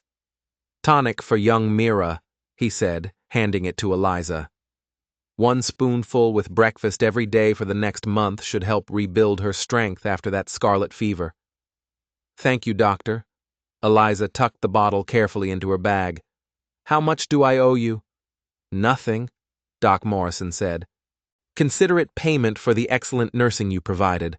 Not many folks could have brought that child through what you did. You've got a gift, Mrs. Thatcher. It's just Eliza, please. Or Mama, if you ask the children." She smiled at that, still getting used to the title. "Mama suits you," the doctor said with a rare smile of his own. "Now get those boys home before they cause any more scenes. I already heard about the confrontation at Henderson's. News travels fast in a small town." Of course it did. Eliza ushered the boys back to the wagon, eager to be away from Ash Ridge and back to the safety of the ranch. But as they passed the town square, that cursed square where she'd stood on a platform 6 weeks ago, someone called her name. "Eliza. Eliza. Wait." She turned to see her brother Thomas running toward them, his 16-year-old frame all awkward angles in earnest desperation. She hadn't seen him since the day of her sale, and the sight of him now brought a complicated rush of emotions. "Thomas," she said, pulling the wagon to a stop. Her brother skidded to a halt beside them, breathing hard. "I heard you were in town. I've been hoping. I wanted to see you, to apologize." "For what?" "For not stopping P, for not standing up for you when he sold you," like Thomas's voice cracked. "I should have done something. I should have protected you." Eliza climbed down from the wagon, leaving the boys watching with intense curiosity. She approached her little brother, not so little anymore, and saw the guilt eating him alive.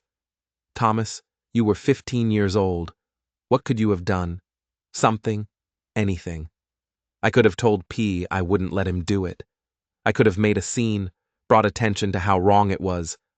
I could have." He stopped, swallowing hard. "You're my sister, Eliza. I loved you. I still love you, and I let them sell you." "You didn't let them do anything," Eliza said gently. "P made his choice, and Ma supported it, and that was that. You couldn't have stopped them any more than I could have."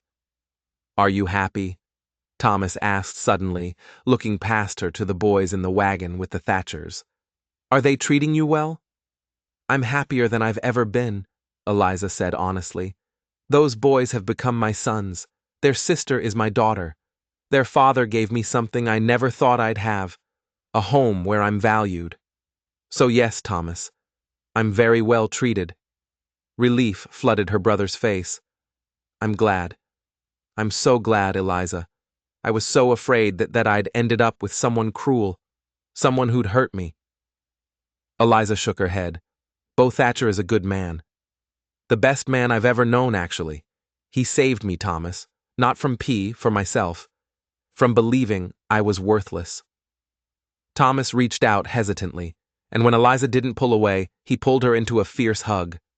"I miss you," he whispered into her hair. "The house is so quiet without you. Ma doesn't talk anymore, just sits and stares, and Pa P drinks more than ever."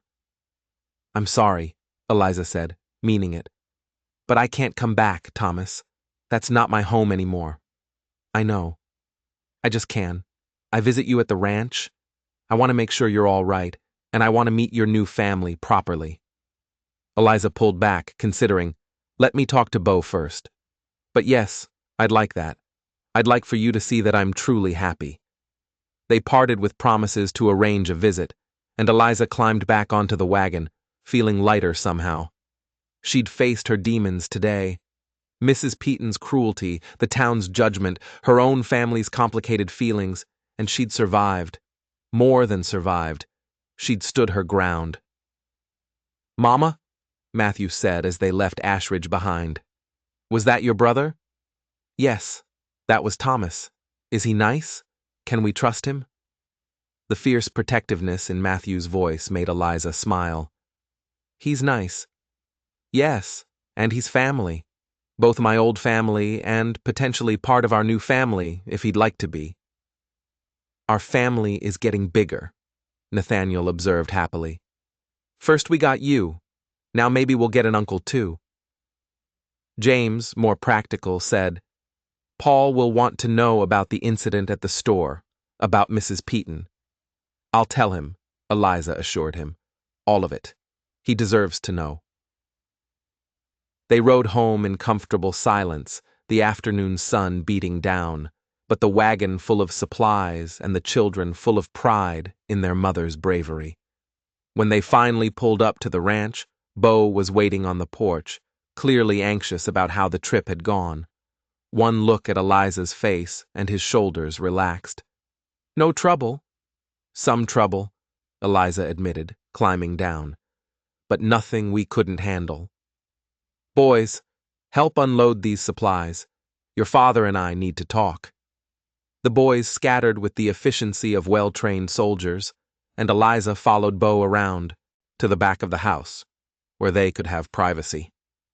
She told him everything: Mrs. Peaton's venom, the boys' fierce defense, her own confrontation with the older woman, and finally the unexpected reunion with Thomas. Bo listened in silence, his face unreadable. When she finished, he was quiet for a long moment, staring out at the distant mountains.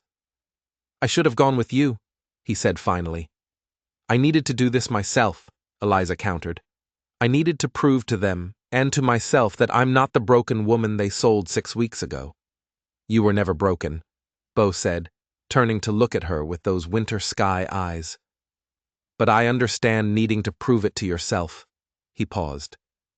"Your brother, do you want him to visit? If it's all right with you, he's the only family I have left who doesn't think I'm cursed." "Of course it's all right. This is your home, Eliza. You can invite whoever you want."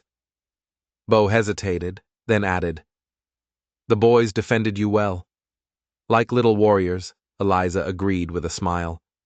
"They were ready to take on the whole town for my honor. They love you. I love them too, more than I ever thought possible." Something shifted in Bo's expression at that. Something she couldn't quite name. He took a step closer, close enough that she could feel the warmth radiating from his sun-heated skin. "Eliza, I need to tell you something. I've been trying to find the right words for weeks now, but there never seems to be a right time. And Pa? Mama?" Mira's voice rang out from the house. "Come quick, Levi's talking." They rushed inside to find all 5 children gathered in the main room, staring at Levi with expressions of shock and delight. The quiet boy stood in the center of them, his face flushed, but his eyes bright. "What happened?" Bo demanded. "Levi, son, are you all right?" "I'm fine, Pa," Levi said in his soft, careful voice. "I just wanted to tell Mama something important, and it felt like the words were ready to come out, so I let them." "What did you want to tell me, sweetheart?" Eliza asked, kneeling down to his level. Levi looked at her with those enormous, solemn eyes. "I wanted to say thank you for staying when Mama Mir was sick, for loving us, even though we're not yours by blood, for being brave today in town when people were mean. You're a good mama, and I'm glad P brought you home." Eliza's vision blurred with tears.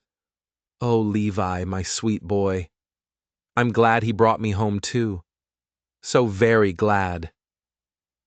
Levi stepped forward and wrapped his arms around her neck, hugging her with the fierce intensity of a child who'd been saving up affection for months.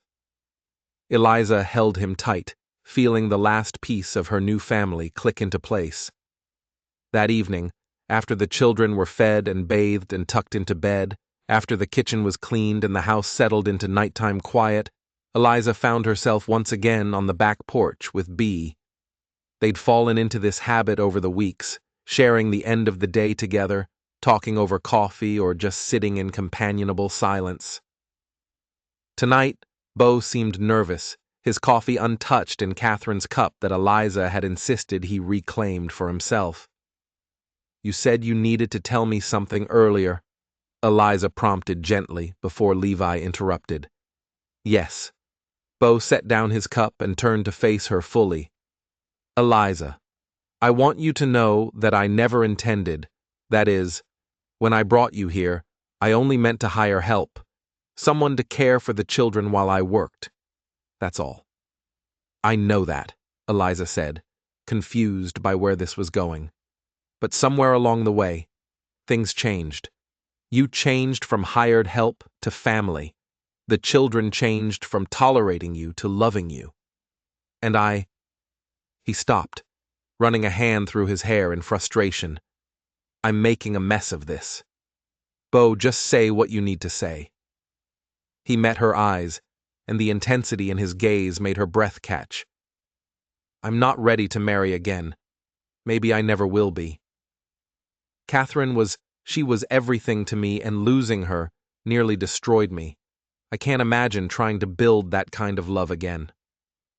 Eliza's heart sank, even though she'd never dared to hope for anything beyond what they already had. "I understand." But Bo continued, reaching out to take her hand. "I want you to know that you're not just hired help anymore. You're not just the woman who cares for my children. You're part of this family, Eliza, permanently.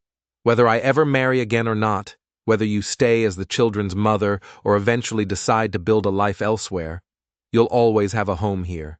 You'll always have us. Do you understand?" "I'm not going anywhere," Eliza whispered. "This is my home. You're my family. I don't need marriage or a title beyond Mama. I just need this life we've built together." Relief flooded Bose's face. "Good. That's good. I just needed you to know that you're secure here. That I'm not going to suddenly decide I don't need you anymore, or that you fulfilled your purpose and can leave. You're ours, Eliza. For as long as you want to be. Forever then," Eliza said, squeezing his hand. "I want to be yours, forever." They sat together in the darkness, holding hands like children seeking comfort, like friends bound by something deeper than romance. And overhead, the stars wheeled in their ancient patterns, bearing witness to a family that had been broken and was slowly, painfully, beautifully healing itself back together. Inside the house, 5 children slept peacefully, secure in the knowledge that their mama would be there in the morning and the morning after that, and all the mornings stretching out into a future that finally felt safe. And on the back porch, 2 adults who'd each lost everything found themselves grateful for what they'd found in each other. Not passion, perhaps, but partnership. Not romance, but respect. Not the love songs promised, but something steadier, something that just might last. Autumn arrived with unexpected gentleness, the brutal summer heat giving way to cooler mornings and evenings painted in shades of gold. The change in seasons brought its own rhythm to the ranch. Harvest time, preparations for winter, the constant cycle of work that never truly ended, but shifted its focus with the turning of the year. Eliza had been with the Thatchers for 4 months now, and the transformation was complete. She no longer felt like an outsider looking in, no longer questioned her right to make decisions or discipline the children or rearrange the kitchen to suit her preferences. This was her home. These were her children, and she'd earned every inch of belonging through sweat and tears and stubborn refusal to give up. The garden had become her special project, the one place where she could pour her energy into creating something from nothing. Catherine's garden had died during those first grief-stricken months after her death, untended, unwatered, left to wither in the harsh New Mexico sun. Eliza had spent weeks clearing the dead plants, turning the soil, coaxing life back into earth that had gone dormant. It was grueling work. The drought that had settled over the territory made every drop of water precious, every seed a gamble. But Eliza refused to let the garden die completely. She hauled water from the well until her arms ached, rigged shade cloths to protect tender seedlings from the worst of the sun, talked to her plants the way she'd once heard Catherine had done, as if encouragement alone could will them to grow.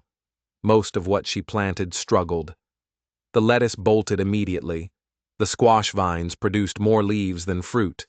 The carrots came up twisted and small, barely worth the effort of pulling them. But in one corner of the garden, against all odds and logic, a single tomato plant had taken root and thrived. Eliza discovered the first tomato on a morning when everything else seemed to be going wrong. James had torn his only good shirt on a fence post. Matthew had gotten into an argument with Nathaniel over whose turn it was to feed the chickens.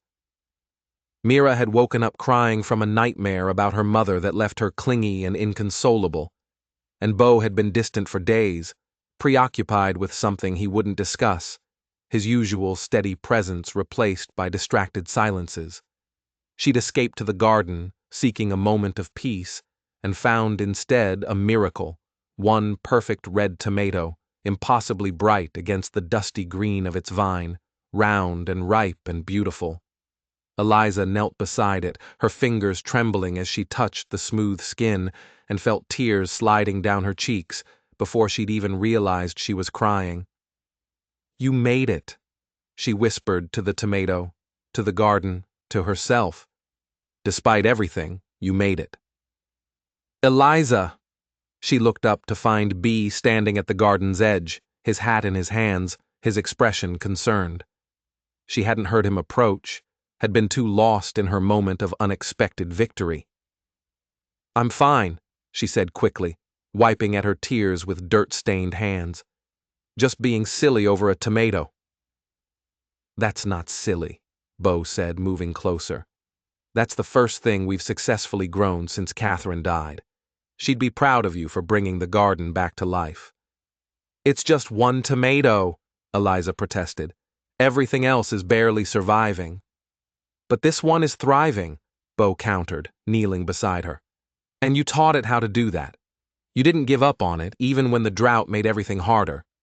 Even when it would have been easier to let the whole garden go and buy our vegetables from town."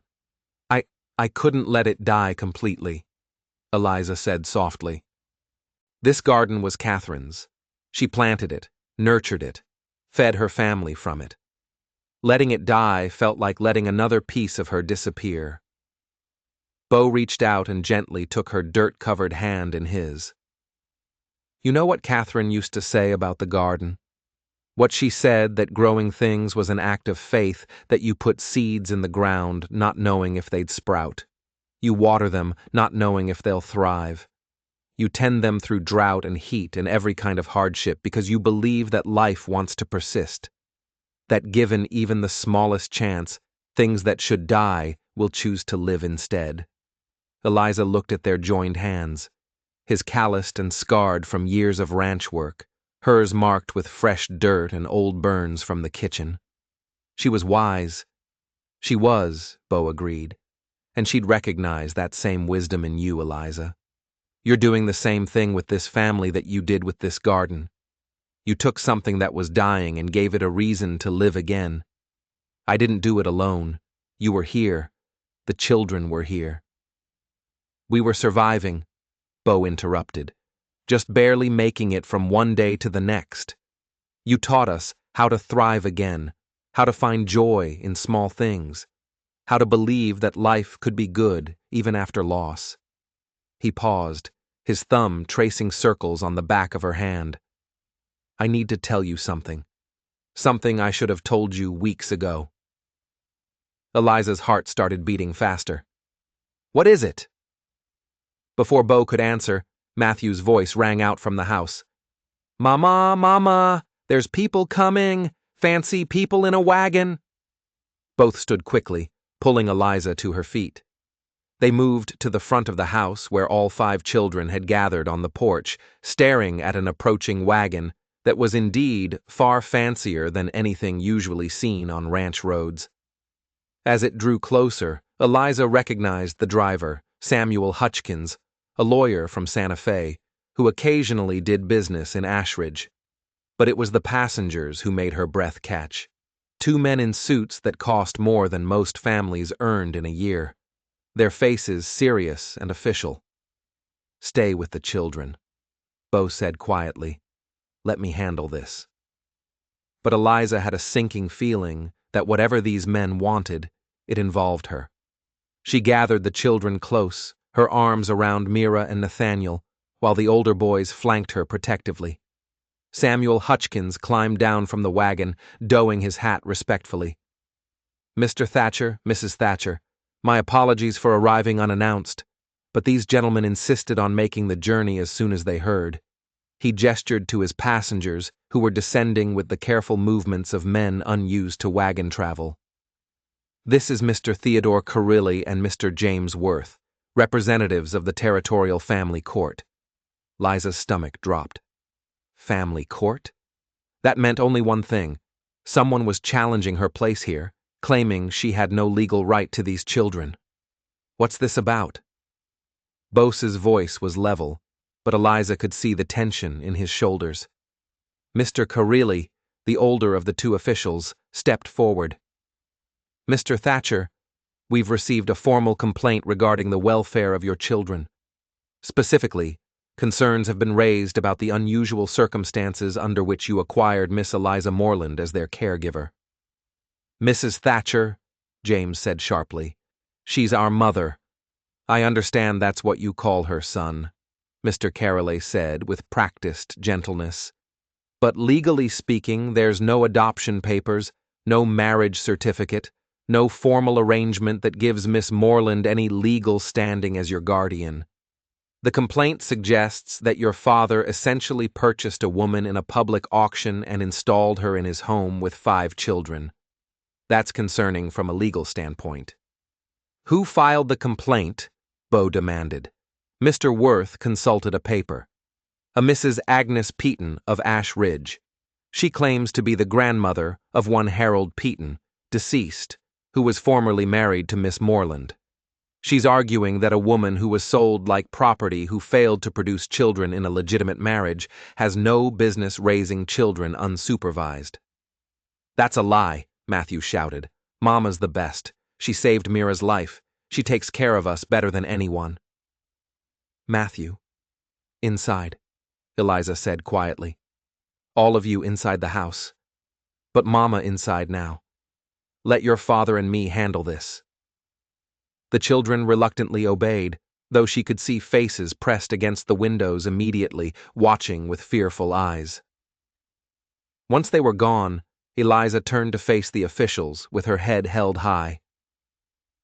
Mrs. Peaton has never forgiven me for not giving her grandchildren, she said clearly. Her son's death was convenient ammunition, but this isn't about my fitness as a mother. This is about revenge for not fulfilling her expectations. Be that as it may, Mr. Carilli said, we're obligated to investigate any formal complaint regarding child welfare.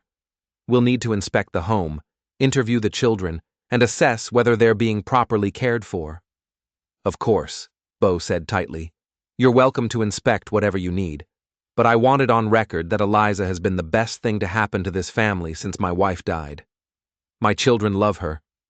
She's transformed our home, and if you try to take her from us, you'll have a fight on your hands. No one's talking about taking anyone anywhere yet, Mr. Thatcher. Samuel Hutchkins interjected. Let's all take a breath and handle this professionally. The next 2 hours were excruciating. The officials went through every room of the house, making notes about cleanliness and organization. They checked the children's sleeping arrangements, examined their clothes for signs of wear or neglect, looked through the pantry to assess food supplies. They questioned each child separately, asking about their daily routines, whether they were happy, whether they felt safe, whether Eliza had ever mistreated them in any way. Eliza stood in the kitchen the whole time, her hands gripped so tightly together that her knuckles had gone white. B stayed close, a solid presence at her shoulder, but even his support couldn't calm the terror rising in her chest. They were going to take her away. She'd finally found a home, a family, a purpose, and it was going to be ripped from her because of one bitter woman's vendetta. When the officials finally emerged, the children trailing behind them with tear-stained faces, Mr. Carril's expression was unreadable. Based on our investigation, he said formally, We found the following. The home is exceptionally well maintained. The children are clean, well-fed, and properly clothed. They show no signs of physical abuse or neglect. In fact, they appear to be thriving under Miss Moreland's care. Relief flooded through Eliza so powerfully she nearly collapsed.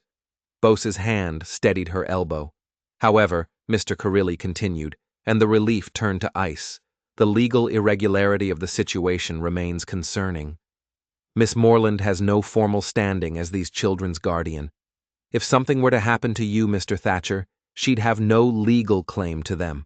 They could be taken by relatives, sent to an orphanage, or distributed among other families. That's not a stable situation for children who've already lost one parent. Then tell me what I need to do to fix it, B said urgently. Whatever legal paperwork you need, whatever arrangements have to be made, I'll do it. Just tell me how to protect her place in this family. Mr. Worth and Mr. Carilli exchanged glances. The simplest solution would be marriage, Mr. Worth said. If Miss Moreland were your legal wife, her position as the children's mother would be unassailable. No one could challenge it. Then we'll marry, Bo said without hesitation. Eliza's heart stopped. Bo, no. You said you weren't ready. You said you might never be ready. I also said you were part of this family permanently, Bo countered, turning to face her. I meant that, Eliza. If marrying you is what it takes to keep you here, to protect you from people like Agnes Peaton, then that's what we'll do. But that's not, you can't marry me just to satisfy a legal technicality, Eliza protested. You loved Catherine. You said you couldn't imagine building that kind of love again. I won't trap you in a loveless marriage just because some spiteful woman filed a complaint. Who said anything about loveless? Bo asked quietly. The world seemed to tilt. Eliza stared at him, unable to process what he was suggesting. What? I loved Catherine, Bo said, his winter sky eyes holding hers with an intensity that made her forget anyone else was present. I'll always love Catherine. She was my first love, the mother of my children, the woman who built this home. But Eliza, somewhere in the last 4 months, I've come to love you too. Differently, maybe. Not the same passionate rush I felt at 20, but something steadier, something that feels like coming home after a long day, like coffee on a cold morning, like a tomato that shouldn't grow but does anyway. Eliza whispered, understanding flooding through her. Exactly like that. Bo agreed. You took root in impossible soil, Eliza, in a house full of grief, in a family that was barely surviving, in a man who thought he'd never feel anything but loss again. And despite everything, you thrived. You made us thrive. And I don't want to imagine a life without you in it. Ma, I love you too, Eliza said, the words spilling out, before she could second-guess them. I didn't mean to. I wasn't supposed to. But I do. I love you, and I love those children, and I love this life we've built together. Then marry me, Bo said. Not because the law requires it, though that's convenient. Not because you need legal protection, though you do. Marry me because I'm asking you to. Because I want you as my partner in everything. Because I choose you every single day and I want the world to know it. Yes. Eliza breathed. Yes, of course. Yes. The kiss that followed was witnessed by 2 officials, 1 lawyer, and 5 children pressed against the windows, and it was perfect, gentle, and certain, and full of promise. Mr. Carilli cleared his throat loudly. Well, that was efficient. I assume you'll want us to perform the ceremony. We have the authority to marry couples in emergency circumstances, and I'd say this qualifies. How soon? Bo asked, not taking his eyes off Eliza. We could do it right now, actually. We'd need 2 witnesses who aren't the couple or related to them. I'll witness. Samuel Hutchkins volunteered immediately, and I'm sure one of the ranch hands could serve as the second witness. Ranch hands are all out in the far pasture today, Bo said. Won't be back until sundown. Your brother could witness, Eliza said suddenly. Thomas, he wanted to visit anyway, and this way he could be part of it. If someone could ride to Ash Ridge, I'll go, James volunteered, bursting from the house. I'll ride fast, Mama. I'll bring him back before supper. We really should resolve this today, Mr. Kereely said. The complaint remains active until we can report back that the situation has been legally rectified. Then James, ride fast, but ride safe, Bo instructed. Bring Thomas back if he's willing, and tell him his sister is getting married, and we'd be honored to have him here. James was already running for the barn. His young face split with a grin. The other children spilled out of the house, chattering excitedly, asking 1,000 questions at once. Mira attached herself to Eliza's leg with the tenacity of a burr. "Are you really marrying P?" she demanded. "Does that mean you'll be our mama forever and ever? Does that mean nobody can take you away?" "That's exactly what it means, sweetheart," Eliza said, scooping the little girl up. "Forever and ever. No one can take me away from you." The next few hours passed in a blur of activity. The officials made themselves comfortable on the porch, reviewing paperwork and discussing legal formalities. Matthew and Nathaniel were dispatched to tidy the house. "It needs to look nice for a wedding," Nathaniel insisted. Levi, in his quiet way, picked wild flowers from the areas around the garden and fashioned them into a simple bouquet. And Mira insisted on helping Eliza change into her church dress, the good blue cotton that had belonged to Catherine. "Mama Catherine would want you to wear it," Mira said seriously, smoothing the fabric. "She'd be happy that P found you. She'd want him to be happy again." "Do you really think so?" Eliza asked, her throat tight with emotion. "I know so," Mira said with the absolute certainty of childhood. "I asked her last night in my prayers and she told me. She said to tell you thank you for taking care of us, and that she's glad we're going to be a real family now." Eliza gathered the little girl close, tears streaming down her face. "I'm glad too, baby girl. So very glad." Thomas arrived just as the sun was beginning its descent toward the mountains, dusty from the ride and wide-eyed at the chaos he'd entered. James had explained the situation during the journey, so he came prepared with congratulations and barely contained excitement. "You're happy?" he asked Eliza privately, searching her face for any sign of doubt. "This is what you want more than anything?" Eliza assured him. "I know it probably seems rushed and under strange circumstances, but Thomas, I love him. I love this family. This is where I belong."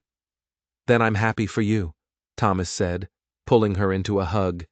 "You deserve this, Eliza. After everything P and Ma put you through, after everything this town said about you, you deserve to be loved." The ceremony itself was simple but profound. They gathered in front of the house as the sunset painted the sky in impossible colors. The whole family arranged around them. Mr. Kereely spoke the words with surprising gentleness, his official formality softening in the face of such obvious affection. "Do you, Beauregard Thatcher, take this woman to be your lawfully wedded wife, to have and to hold from this day forward, for better or worse, for richer or poorer, in sickness and in health, as long as you both shall live?" "I do," Bo said clearly, his eyes never leaving Eliza's face. "And do you, Eliza Moreland, take this man to be your lawfully wedded husband, to have and to hold from this day forward, for better or worse, for richer or poorer, in sickness and in health, as long as you both shall live?" "I do," Eliza whispered, her voice thick with tears. "By the authority granted to me by the territory of New Mexico, I now pronounce you husband and wife. You may kiss your bride." The kiss was witnessed by 5 cheering children, 1 beaming brother, 2 pleased officials, and 1 satisfied lawyer, and it felt like sealing a promise that had been made weeks ago, but was only now being formalized. When they broke apart, Bo rested his forehead against hers and murmured, "Hello, Mrs. Thatcher." "Hello, Mr. Thatcher," Eliza replied, laughing through her tears. The children swarmed them immediately, demanding hugs and attention and reassurance that this meant everything was settled now, that Mama was theirs forever, that the mean lady from town couldn't take her away.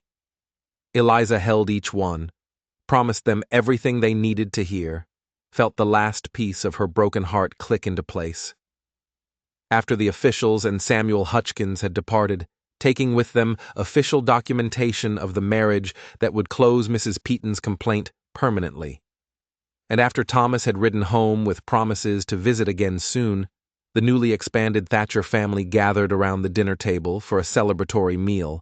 Eliza had prepared Catherine's special pot roast recipe, and dessert was a single perfect tomato sliced and shared among 7 people with reverence, usually reserved for communion.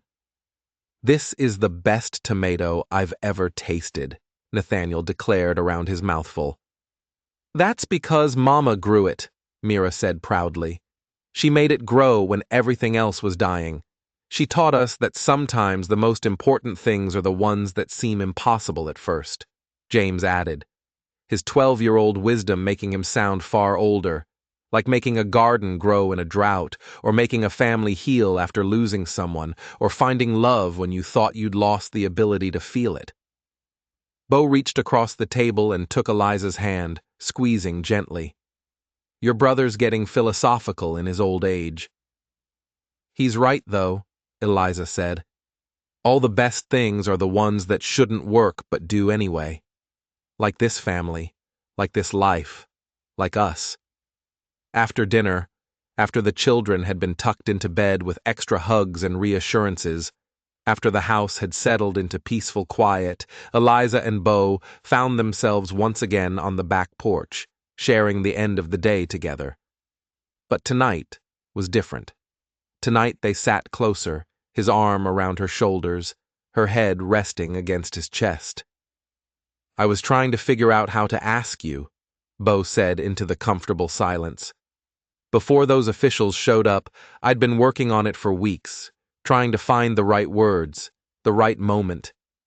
I wanted to do it properly, romantically, not as a response to a legal threat." "I don't care about romantic gestures," Eliza said. "I care that you meant it, that you weren't just saying it to satisfy Mr. Carolee." "I meant every word," Bo assured her. "Catherine taught me that love doesn't have to look the same every time, that you can love someone with passion and fire, and you can love someone else with steadiness and comfort. And both kinds of love are real. Both kinds matter. I'll never try to replace her," Eliza promised, "in your heart or in this house." "You're not replacing her," Bo said gently. "You're writing a new chapter. Catherine was the story of my youth, my first great love, the mother who gave my children life. You're the story of my second chance, the woman who taught me that life continues even after loss, the mother who gave my children hope. There's room for both stories in one life." They sat together watching the stars emerge, talking quietly about their hopes for the future, making plans for the ranch and the children in the garden that would need replanting in spring. And as the night deepened and the desert sang its ancient song, they moved inside together for the first time as husband and wife, ready to build on the foundation they'd been constructing since that day in Ash Ridge, when a desperate man paid $1 for a woman the world had decided was worthless. The years that followed were not easy. Ranch life never was, and raising 5 children through adolescence into adulthood presented challenges that no amount of love could completely smooth over. But through it all, through droughts and good harvests, through children's triumphs and heartbreaks, through the slow mellowing that came with age and experience, Eliza and Bo built something that lasted. The garden flourished under Eliza's patient care, eventually producing enough vegetables to feed the family and sell surplus in town. Matthew grew into a fine young man. His anger transformed into passion for justice that led him to study law. James took over more and more of the ranch operations, his steady competence a mirror of his father's. Levi found his voice and with it a talent for storytelling that kept the family entertained on long winter nights.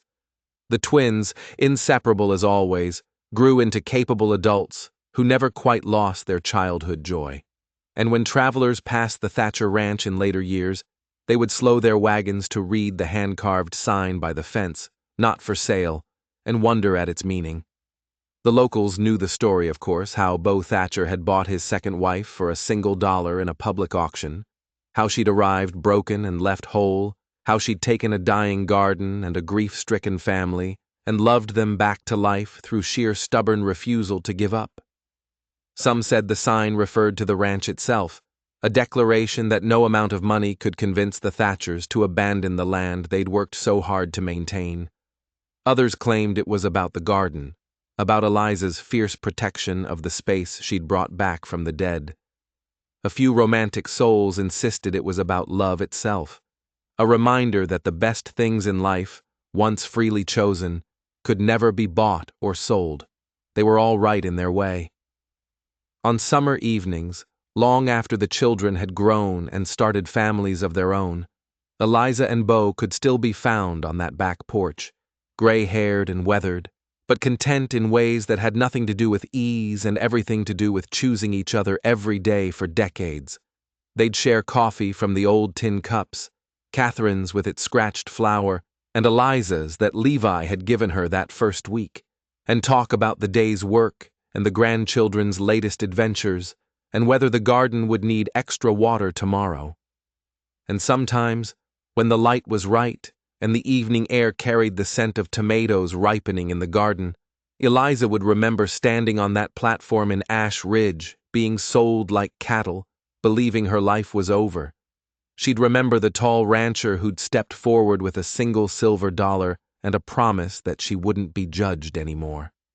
She'd remember 5 grieving children who'd taught her that family was a choice, not an accident of biology. And she'd remember the moment she'd understood that broken things could still grow, that impossible soil could still nurture life, that a woman worth $1 could become priceless through the simple act of staying. "What are you thinking about?" Beau would ask, seeing that distant look in her eyes. "Just grateful," Eliza would reply, taking his hand. Grateful for the man who saw value where others saw only deficiency. Grateful for the children who taught me that love multiplies instead of divides.